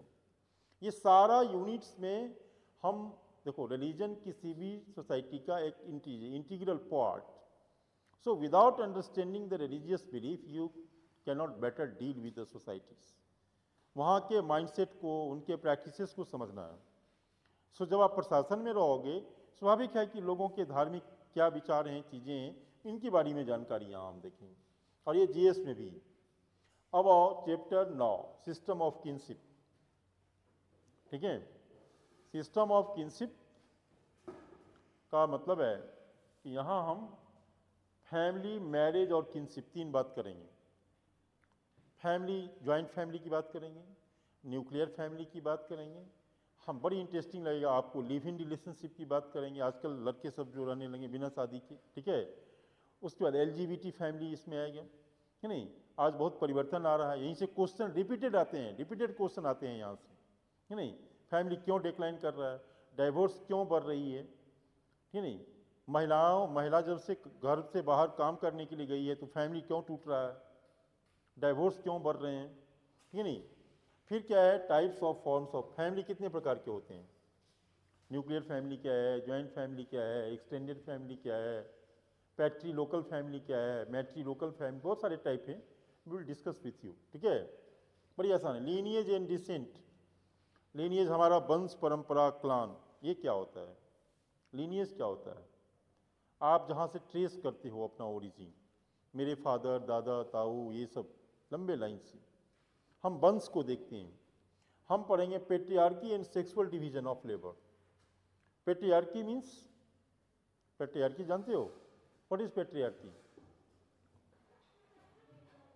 Male domination, very good. Sexual division of labour क्या है बताओ? सेक्सुअल डिवीजन ऑफ लेबर क्या है?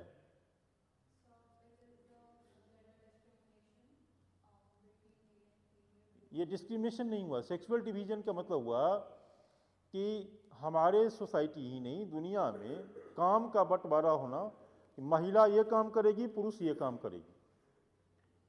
खाना बनाने का काम, बच्चों को अपब्रिंगिंग का काम ज़्यादातर महिला करती है, हमारे देश में भी और दुनिया में भी। घरेलू किचन का मतलब वर्क, घर को संभालना, बाहर पुरुष जाके बाहर से धन कमा के ला। अब इसमें बदलाव आ रहा है, अब महिला सिर्फ किचन तक नहीं। तो इसका क्या रीजन है? सेक्सुअल डिवीजन ऑफ लेबर जो आज महिला सर्विस सेक्टर में चीज़ें, आईटी में इंजीनियर, डॉक्टर सब बड़े, इसका इम्पैक्ट क्यों हुआ, कैसे हुआ, उसको समझना है हमें, ठीक है। फिर क्या है?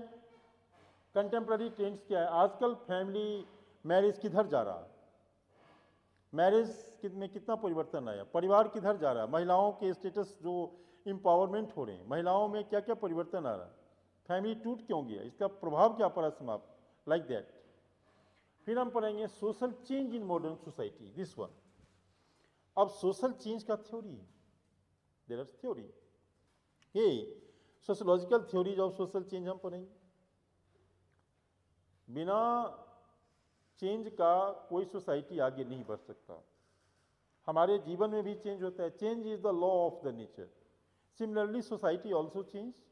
देयर आर साइक्लिकल थ्योरी है, लीनियर थ्योरी है, मार्क्सियन थ्योरी है, डिफरेंट थ्योरी है। हर एक थ्योरी पे 500,000 वर्ड्स में नोट पढ़ना, ये थ्योरी क्या कहता है, ये थ्योरी क्या कहता है, वो थ्योरी क्या कहता है। So simple. Development and dependency. आज डेवलपमेंट और डिपेंडेंसी एक दूसरे से कैसे जुड़ा हुआ है।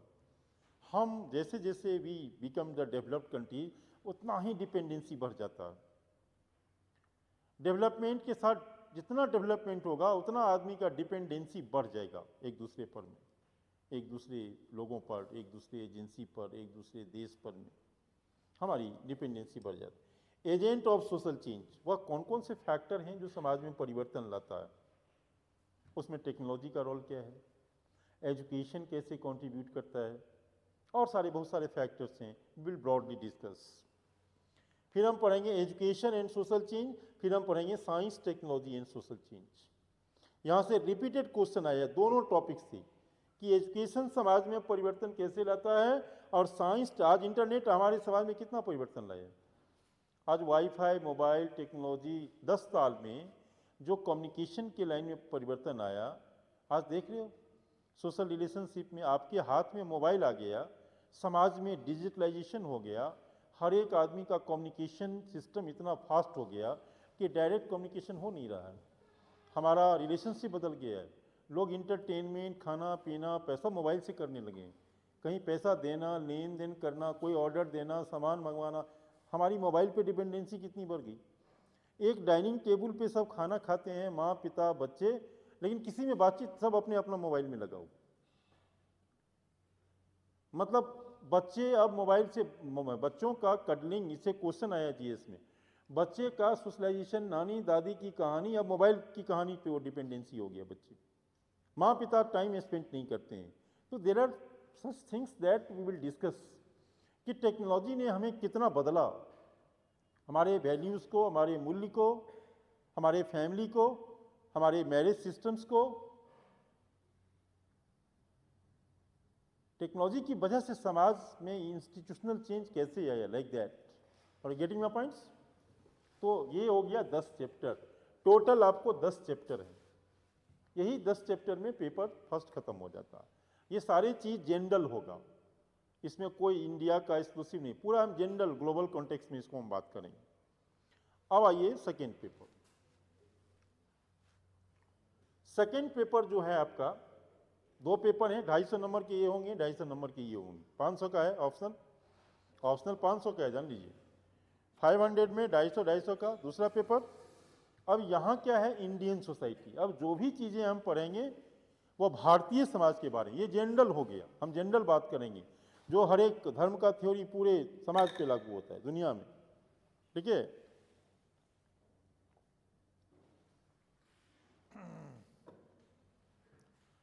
अब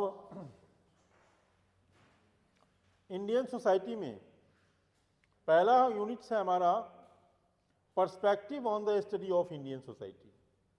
पर्सपेक्टिव का what do you mean by perspective?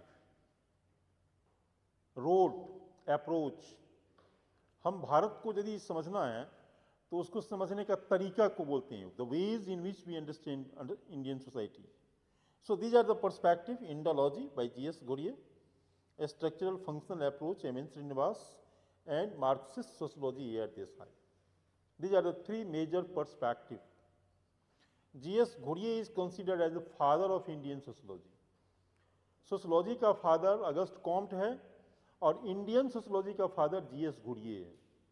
ठीक है, तो इसमें हम ये 3 टॉपिक्स पे हजार वर्ड में यदि नोट्स तैयार कर लेंगे और समझ लेंगे, वो 1000 नोट्स तभी है जब आपने क्लास में समझा है, पढ़ा है, एक बार आपने बुक से पढ़ा है, टीचर को सुना है, टीचर के एग्जाम्पल को, चीज़ों को, अप्रोच को बढ़िया से समझ लिया है और तब फिल्टर्ड वर्जन में 1000 वर्ड में नोट बना लिया है, तो आप सफिशिएंट कूल रहिए। बुक भी पढ़ना पड़ेगा, बुक पढ़िए, क्लासरूम में टीचर को सुनिए। मैं कोशिश करूंगा कि मैक्सिमम आपका क्लास में नोट्स डेवलप कर जाए, और नहीं यदि है तो मेरा पीपीटी है, वो हम कुछ फॉरवर्ड करेंगे आपको। लेकिन आप जो अपना नोट्स बनाएंगे वो आपके मेंटल मेमोरी को भी बढ़ाएगा। अपने हैंड रिटन बनाओ, मेरा प्रयास यही रहेगा। क्वेश्चन फिर राइटिंग करना सीखो। So this way you can improve your self. इसमें 3 थिंकर्स ये हो गया। Impact of colonial rule on Indian society. Colonial rule का मतलब होता है हमारे देश पर विदेशी शासन, अंग्रेज खास करके वही ज़्यादा दिन तक शासन किया है। तो social background of Indian nation, अंग्रेज के विरुद्ध जो हमारे अंदर राष्ट्रवादी, अब देखो यहाँ से जीएस, दिस पेपर कंप्लीटली आपको जितना भी पढ़ेंगे सब जीएस में आ जाएगा। अब ये आपको हिस्ट्री में पढ़ना है, social background of Indian nationalism, A.R. Desai का बुक है कि भारत में राष्ट्रवादी चेतना का विकास कैसे हो। तो सारे स्टेप्स हम first phase, second phase, third phase, Congress का फॉर्मेशन, गांधी का आना, ट्राइबल मूवमेंट, सारी चीज़ इसमें हम पढ़ेंगे। ठीक है नहीं। Modernisation of Indian tradition, Bharat में जब अंग्रेज आया तो क्या क्या चीज़ मॉडर्न किया। हमारा देश जो ट्रेडिशनल था वह मॉडर्न रास्ते पे कब से आया, कैसे आया, फैक्टर्स कौन कौन सा है, इसमें अंग्रेज का क्या रोल है, ब्रिटिश का क्या रोल है।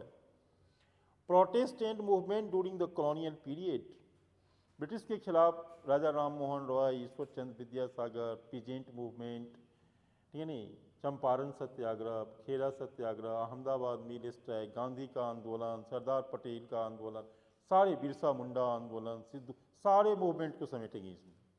ठीक है, तो मूवमेंट जीएस में आपको पढ़ना है। अब सोशलॉजी में पढ़ोगे, मॉडर्न इंडियन हिस्ट्री आपका तैयार हो जाएगा, पीटी मेंस दोनों के लिए।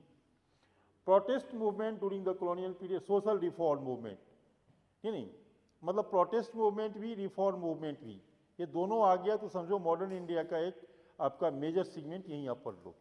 अब वहाँ भी पढ़ो तो खराब नहीं, वहाँ यदि पढ़ लोगे तो यहाँ मदद करेगा, यहाँ यदि पढ़ोगे तो वहाँ मदद करेगा। ये राइट।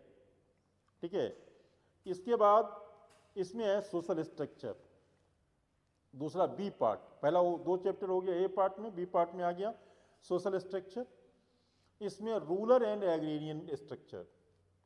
अब यहाँ पर में आप मान के चलो, इसमें एक ही वर्ड में समझ लो कि गांव को हमको समझना है, भारत में गांव का क्या स्ट्रक्चर है, एक ही नटसेल में। गांव और किसान, ये 2 मुद्दे को हम समझेंगे।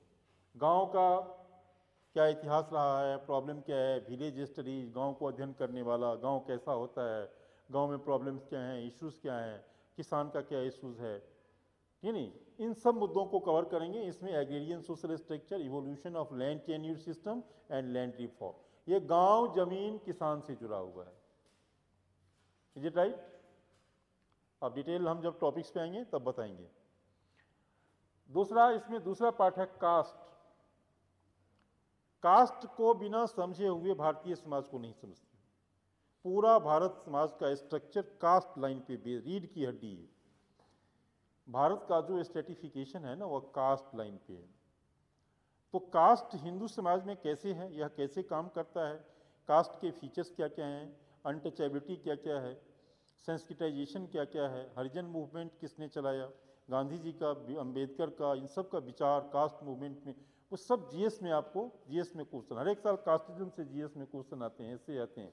इसमें श्रीनिवास ने संस्कृतिकरण की अवधारणा दी, लुइस ड्यूमोंट का विचार और आंद्रे बते, ये तीन मेन थिंकर्स हैं, है नहीं। Then features of caste system, untouchability, छुआछूत। Do you feel, have you seen, कभी छुआछूत जैसी चीज महसूस किए हो कि इसके हाथ का पानी नहीं पीना है, उसके हाथ का खाना नहीं खाना है?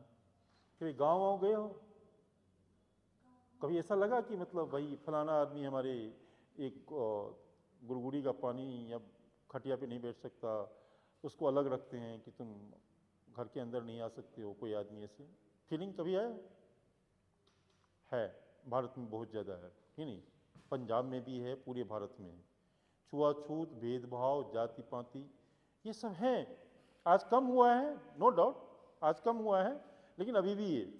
हम इस चीज़ों को लेकर के गांधी जी ने हरिजन मूवमेंट चलाया, है नहीं, बहुत सारे आंदोलन हुए, है नहीं, तो उन चीज़ों को हम यहाँ समझेंगे। उसके बाद आएगा ट्राइबल। अब इसका तीसरा पार्ट है ट्राइबल कम्युनिटी, जनजाति, है नहीं। यानी जनजाति भारत की जनसंख्या का लगभग 8%। जनजाति जंगल में रहते हैं, पहाड़ में रहते हैं, उनकी वे ऑफ लाइफ क्या है, उनकी कल्चर क्या है, संविधान में क्या प्रावधान है, उनके लिए प्रोग्राम्स क्या है, पॉलिसीज़ क्या है, ये सारी चीज़ यहाँ हम पढ़ेंगे इसमें, है नहीं। कॉलोनियल यानी ब्रिटिश काल में इनका क्या विकास हुआ, so this is the unit. फिर हम पढ़ेंगे social classes in India. Class का मतलब वर्ग से है। वर्ग होता है कि जब a group of people have the common power, prestige, status और इकोनॉमिक शिक्षा एक होती है, normally they constitute a class. जैसे कलेक्टर, आईएएस ऑफिसर एक अलग हायर क्लास होगी, लेकिन जो कम पैसा, कम पढ़े लिखे हैं, जैसे क्लर्क का वर्ग है, लेबर मजदूर एक अलग वर्ग हो गया। तो हम कहते हैं lower class, middle class, upper class, ये तीन वर्ग हो गए, ठीक नहीं। तो दुनिया में ये सारी डिवीजन है, भारत में भी है। अब भारत में इंडस्ट्रियल क्लास स्ट्रक्चर क्या है, और ये तीन पढ़ना है, एग्रेरियन, इंडस्ट्रियल और मिडिल क्लास। इतना पढ़ लो काफ़ी है। आप हिस्ट्री का सिलेबस देखोगे ना तो दिमाग खराब हो जाएगा। इतनी लेंदी सिलेबस दिया है कि सिलेबस पढ़ने में आपको 5 घंटा लग जाएगा, 2 दिन, उतना तैयारी। और हिस्ट्री पढ़ते पढ़ते अपने आप में हिस्ट्री बन जाता है, अपने आप में वो हिस्ट्री बन जाता है। पहले तो कम था, इधर 7-8 साल पहले इतना बढ़ा दिया, आदमी का दिमाग खराब हो जाता है, डर जाए, ठीक नहीं। So this is here. अब देखो ये system of kinship in India. अब किनशिप का मतलब क्या, वही फैमिली, मैरिज, किनशिप जो हम पेपर, देखो एक चीज ध्यान रखना, पेपर फर्स्ट और सेकंड दोनों को इंटरलिंक करके पढ़ना है। वहाँ हम फैमिली, मैरिज, किनशिप ग्लोबल पढ़े हैं, यहाँ इंडियन कॉन्टेक्स्ट में पढ़ेंगे। वहाँ हम रिलीजन जनरल पढ़ेंगे, थ्योरिटिकल, यहाँ हम अप्लाइड करके इंडियन कॉन्टेक्स्ट में पढ़ेंगे। अब सेम चैप्टर सोशल, ये चीज़ वहाँ हमने देखा, यहाँ देखा, लेकिन यहाँ हम भारतीय परिवार कैसा है, भारत में किनशिप कैसे काम करता है, फैमिली मैरिज कैसे काम करता है, यहाँ हम पढ़ेंगे। भारत में रिलीजियस कम्युनिटी कौन कौन से हैं, हिंदू के बारे में पढ़ेंगे, मुस्लिम, क्रिश्चियन, जैन, सिख, बौद्ध के बारे में थोड़ा थोड़ा जानकारी लेंगे। फिर हम problem of religious minorities, religious minorities जैसे मुस्लिम हुआ, क्रिश्चियन हुआ, इनकी क्या समस्याएं हैं भारत में, जैन, बौद्ध, या उनकी क्या इशू, खास करके मुस्लिम, खास करके इनकी क्या क्या इशू है। फिर हम पढ़ेंगे ये वाला सेगमेंट आओगे, सोशल चेंज, सी।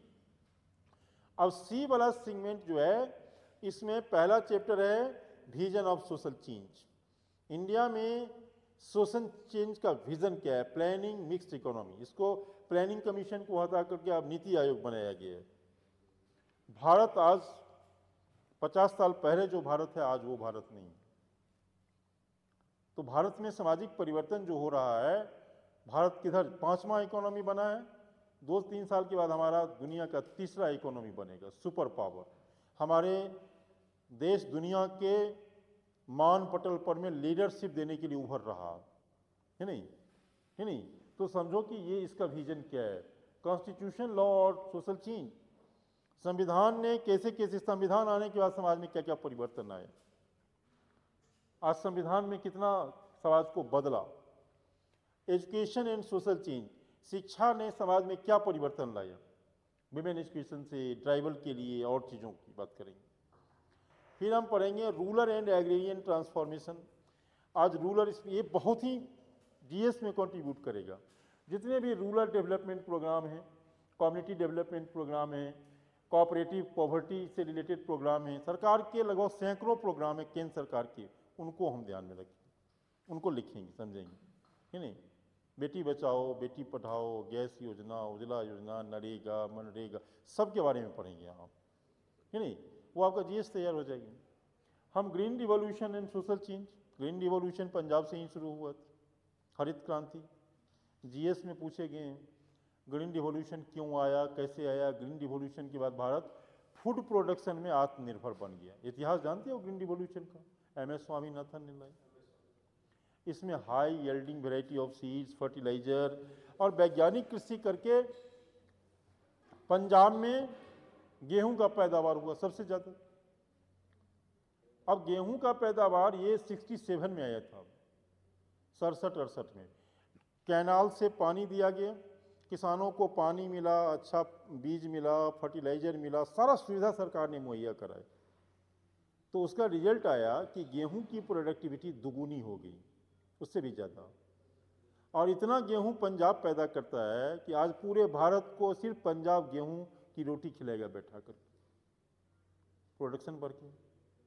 लेकिन अब निगेटिविटी क्या आया, क्या आया निगेटिविटी, कि पंजाब ने इतना फर्टिलाइजर, पेस्टिसाइड्स का यूज़ किया कि वह हमारे लिए खतरा बन गया। सॉइल की फर्टिलिटी खत्म हो गई, ऑर्गेनिक फार्मिंग किया नहीं, लोगों की तबीयत खराब होने लगी, ठीक है नहीं, लोग बीमार रहने लगे। तो कहीं ना कहीं से ऑर्गेनिक की ओर अब मूव करना होगा, है नहीं। हरियाणा, वेस्टर्न यूपी में भी प्रोडक्शन बढ़ा, लेकिन ये बहुत ज़्यादा इसका कई बार निगेटिव, लेकिन पॉजिटिव आया कि भारत फुल प्रोडक्शन के टर्म में आत्मनिर्भर हो गया, है नहीं। Green revolution Punjab, UP, western Haryana, उसके बाद भारत में कहीं नहीं है। आज भी यूपी में, बिहार में गेहूं की प्रोडक्टिविटी बहुत कम है।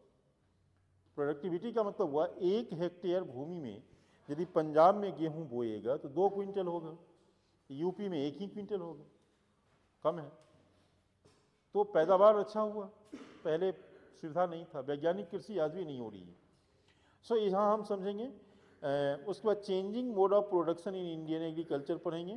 Problem of rural labour, bondage and migration के बारे में पढ़ेंगे कि रूरल लेबर का प्रॉब्लम क्या है, खेती में जो काम करने वाले लेबर हैं उनकी क्या क्या प्रॉब्लम है, माइग्रेट करके दूसरे स्टेट में जाके काम करते हैं, बिहार और यूपी के लेबर फोर्स, उनको क्या क्या प्रॉब्लम फेस करना पड़ता है, इसको समाज में ये इनइक्वालिटीज़ क्या है, गरीबी क्या है, ये सारी चीज़ें यहाँ आ जाएंगी, ठीक है।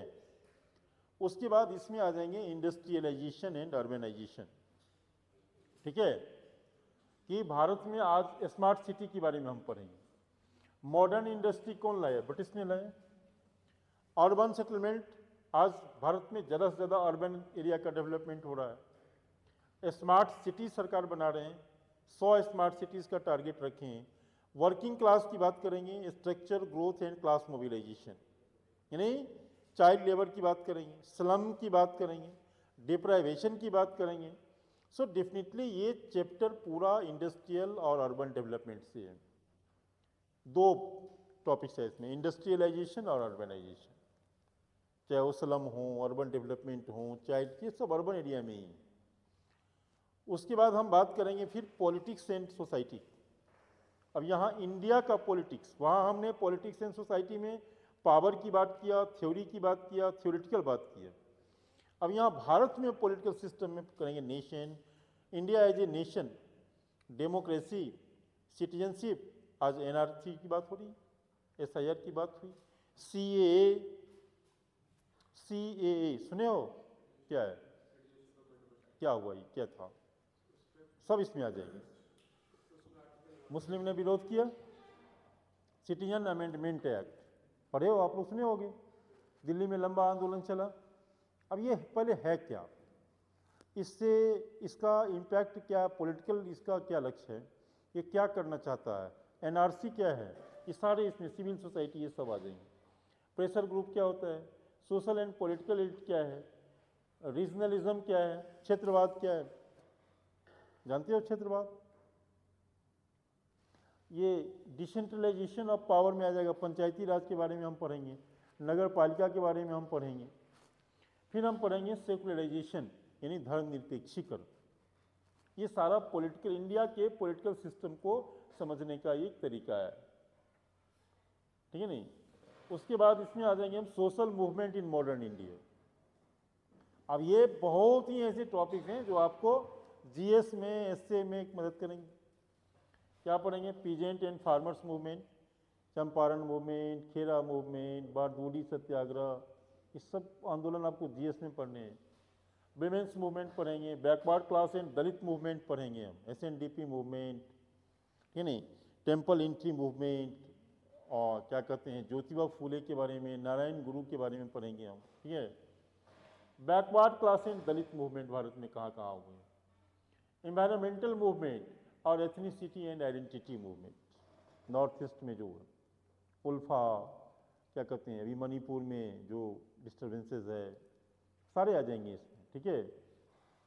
तो यू शुड अवेयर कि हमारे समाज में, अब मणिपुर में क्या हुआ, अवेयर हो, कुकी और वेरी गुड, मैती में क्या हुआ, कॉन्फ्लिक्ट हुआ।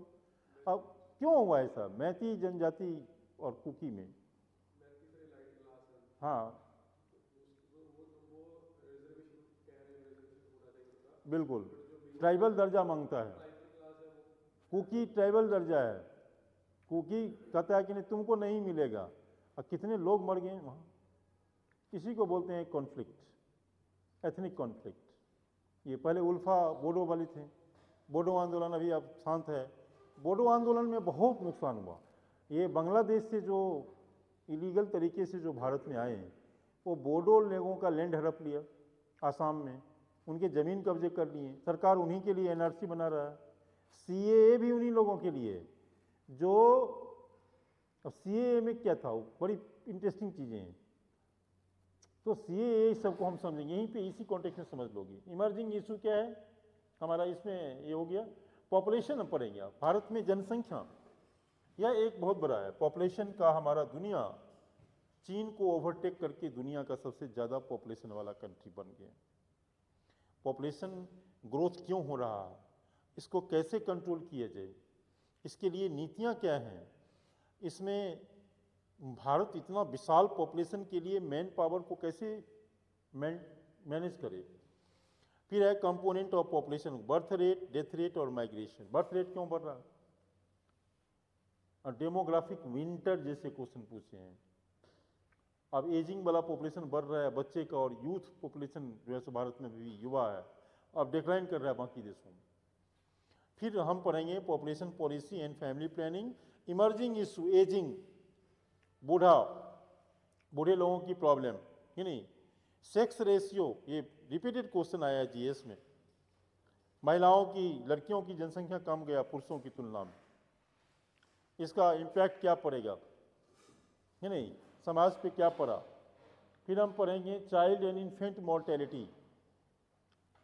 भारत में इन्फेंट मॉर्टेलिटी और एमएमआर दोनों हाई है, यानी छोटे बच्चे को सुविधा नहीं, केयर नहीं, कॉन्शसनेस नहीं के कारण वो मर जाते हैं ट्राइबल एरिया में। तो ये चीज़ें टेक्निकल चीज़ें हैं, ये सब पढ़ेंगे। Child infant and reproductive health, यानी पॉपुलेशन से रिलेटेड सारे कंपोनेंट इसमें कवर है। ये 2 पेपर सिलेबस है, दोनों पेपर में 10-12 चैप्टर आप कर लो, सब पे नोट्स बना लो, क्लासरूम लेक्चर सुन लो, और मैं पीपीटी वर्जन जो है ये भी आप लोगों को ऐप्स पे बोलेंगे डाल देंगे मैडम, ठीक है। That's all. आप 4 एनसीईआरटी का बुक पढ़ लो, और 1-2 बुक हम रिकमेंड करेंगे, वो पढ़ लेना, ठीक है। क्या समझा नहीं? सोशलॉजी में सेकेंड पेपर में आपको मैक्सिमम करंट अफेयर्स रहेगा। जैसे मैं मी टू वाला एग्जाम्पल दिया, जब कोई चीज़ जैसे करंट में कोई प्रॉब्लम होता है उसको सोशलॉजी पर्सपेक्टिव से जोड़ के पूछ देता है, नहीं। जैसे महिलाओं के ऊपर में, अभी महिला को एम्पावर, महिला सशक्तिकरण में 33% आरक्षण सरकार ने दिया, इसी को रिलेट कर देगा, महिला से क्वेश्चन पूछ देगा, है नहीं। कोई तो देखा गया है कि कभी भी जैसे कोई ऐसे ट्रेंड्स चल पड़ा है समाज में, तो करेंट इवेंट्स को जब आप यदि पढ़ोगे तो वहाँ से भी आपको सोशोलॉजी को बेटर लिखने में डाटा, चीज़ें, रेफरेंस मिलेगी। और हैं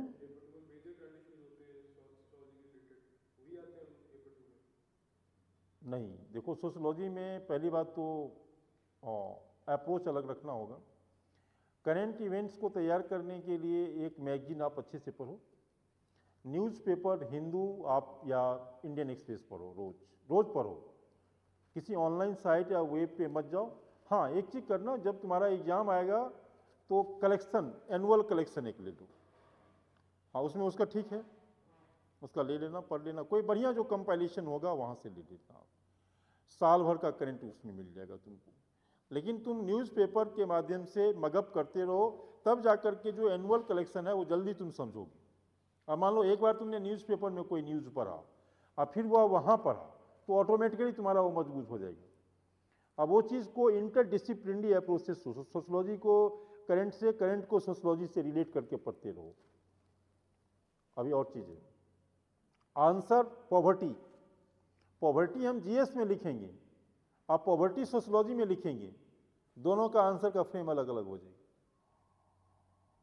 जीएस में जो हम लिखते हैं वह जनरल अप्रोच को फॉलो करके लिखते हैं, सोशोलॉजी में अप्रोच स्पेशल हो जाता है। सोशोलॉजिकल पर्सपेक्टिव में आंसर हम लिखना सीखेंगे, मार्क्सियन पर्सपेक्टिव में ही लिखना है answer.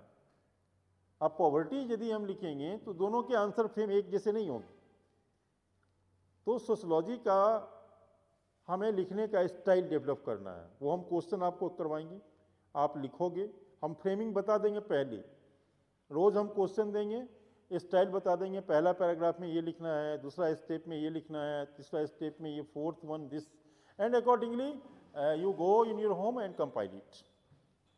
I will just provide you entire description of how to frame the answer, है नहीं।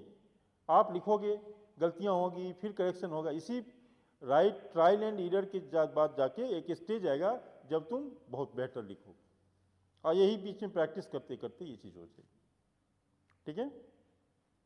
तो ये हमारा सिलेबस डिस्कशन हमारा हुआ, है नहीं। आई थिंक कि हमारा 2 बजे तक का टाइम है, अभी हमारा हम टॉपिक्स पे नहीं आएंगे, कल आपको हम स्ट्रेटेजी पे बात करेंगे। अभी हम सिलेबस से बात किए हैं, कैसा लगा आप लोग, कैसा लग रहा, सब लोग बोलो, खुल के बोलो, अंदर अंदर कुछ सोचना नहीं, बोलिए आप कैसा लगा। This discussion is very fine to you, it is informative. आप बोलिए पीछे से, मैडम आप बोलिए, आप बोलिए, आपको, आप लोग बोलो, आप इंजीनियर साहब बोलो, ठीक है। अब देखो, आप लोग यदि भटकोगे तो भटकने वाले को कोई राह नहीं दिखाता है। अब कुल माइंड से सोशोलॉजी के बारे में अब विचार ही नहीं करना, चल पढ़ना है। आप जाकर के 4 एनसीईआरटी का बुक ले लो, पढ़ना शुरू करो। कल हम स्ट्रेटेजी की बात, हम सिलेबस में ही लग गया मेरा time. Tomorrow we will broadly discuss the strategy, और उसके बाद फिर इस चीज़ों को 1-2 दिन हमारा ये ऐसे ऑप्शनल है, तो ऐसे नहीं चलेंगे हम। पहले हम सिलेबस को समझेंगे, फिर टॉपिक्स पर आएंगे, फिर क्वेश्चन आंसर फिर कुछ दिन, 2-4 दिन के बाद आएंगे। तो बहुत सारे एक्टिविटीज़ करनी होती हैं। सो फॉर टुमारो हम रेस्ट ऑफ द चीज, स्ट्रेटेजी कैसे काम करना है, सोशोलॉजी को लेकर के कैसे आगे बढ़ना है, इस पर करेंगे। अब वो होते ही मैं टॉपिक्स पे आ जाऊँगा फिर, ये राइट, ठीक है। कोई पूछना है तो टीचर मैं हूँ, students you are the students, आप डायरेक्ट पूछ लो मेरे से। किन्हीं को लैंग्वेज की प्रॉब्लम हो, वर्ड की प्रॉब्लम हो, एनी आओ, इवन कि जीएस क्लास में, बाद में जाकर के ये नहीं करना कि समझ में नहीं आया, या मोबाइल पे मैसेज कर दिया कि समझ में नहीं आई, ऐसे नहीं होना चाहिए। आपको यदि कोई चीज़ समझ में नहीं आया, कोई दिक्कत है, तो आप डायरेक्ट कम्युनिकेट करो मेरे से, मैं क्लास के बाद भी यहाँ बैठा रहता हूँ, ये राइट। आप पॉजिटिव रखो, पॉजिटिव मिलेगा, निगेटिव सोचोगे, निगेटिव मिलेगा। इसीलिए sociology is the best optional. और हमें थोड़ा सा हिंदी मीडियम रहता तो मैं सोचता, अदरवाइज इंग्लिश मीडियम है, कोई सोचना नहीं है, सोशोलॉजी रखो और चल पड़ो। Okay, done. कोई आदमी को कन्फ्यूजन तो नहीं है कि हम रखना है कि नहीं रखना है, हो तो बोल दो। कल आओ, कल हम इस रास्ते को यहाँ से अब लंबा चलेगा, मान लो चलो 2 महीना हम तुम्हारे लोगों के साथ रहेंगे यहाँ, इतना लंबा 2-2.5 महीना चलेगा उसके ऊपर। अब बीच में यदि हो सकता है लंबा चले तो 2-4 दिन का मैं ब्रेक भी लूँ, है नहीं, बीच में, तो ये लंबा ऑप्शनल वाली लंबा चलते हैं, है नहीं। So you should stay connected and now you will do it properly, ठीक है नहीं, एक मिशन के तौर पे। एकदम डिसीजन आप लोगों का बिल्कुल सही है, एक बार भी किसी की बात नहीं सुनना। जितने यूट्यूब सर्च करोगे, ये सर्च करोगे, कंफ्यूज होकर रह जाओगे। सोशल मीडिया से बच के रहना, है नहीं। मेरी भी किताब आती है Q&A, वो अभी नहीं लेना है, बाद में लेना। वो जब आपकी कोर्स कंप्लीट हो जाएगी, सब पढ़ लोगे, जिस साल आप मेंस लिखने जाओगे उस साल मेरा किताब खरीद देना, मार्केट्स Q&A। हाँ, क्वेश्चन आंसर कैसे लिखते हैं, या जब मेरा कोर्स कंप्लीट हो जाए जब तो मेरा किताब खरीद लेना, सोशियोलॉजी Q&A क्रॉनिकल पब्लिकेशन। अभी नहीं खरीदना, अभी नहीं खरीदना, अभी कोई नहीं खरीदेगा। अभी question answer how can you solve, ठीक है नहीं, वो हायर लेवल की है, वो क्वेश्चन आंसर वर्सन में। एनसीईआरटी पढ़ो, अभी कोई किताब लेना है जाओ एनसीईआरटी आज से ले लो,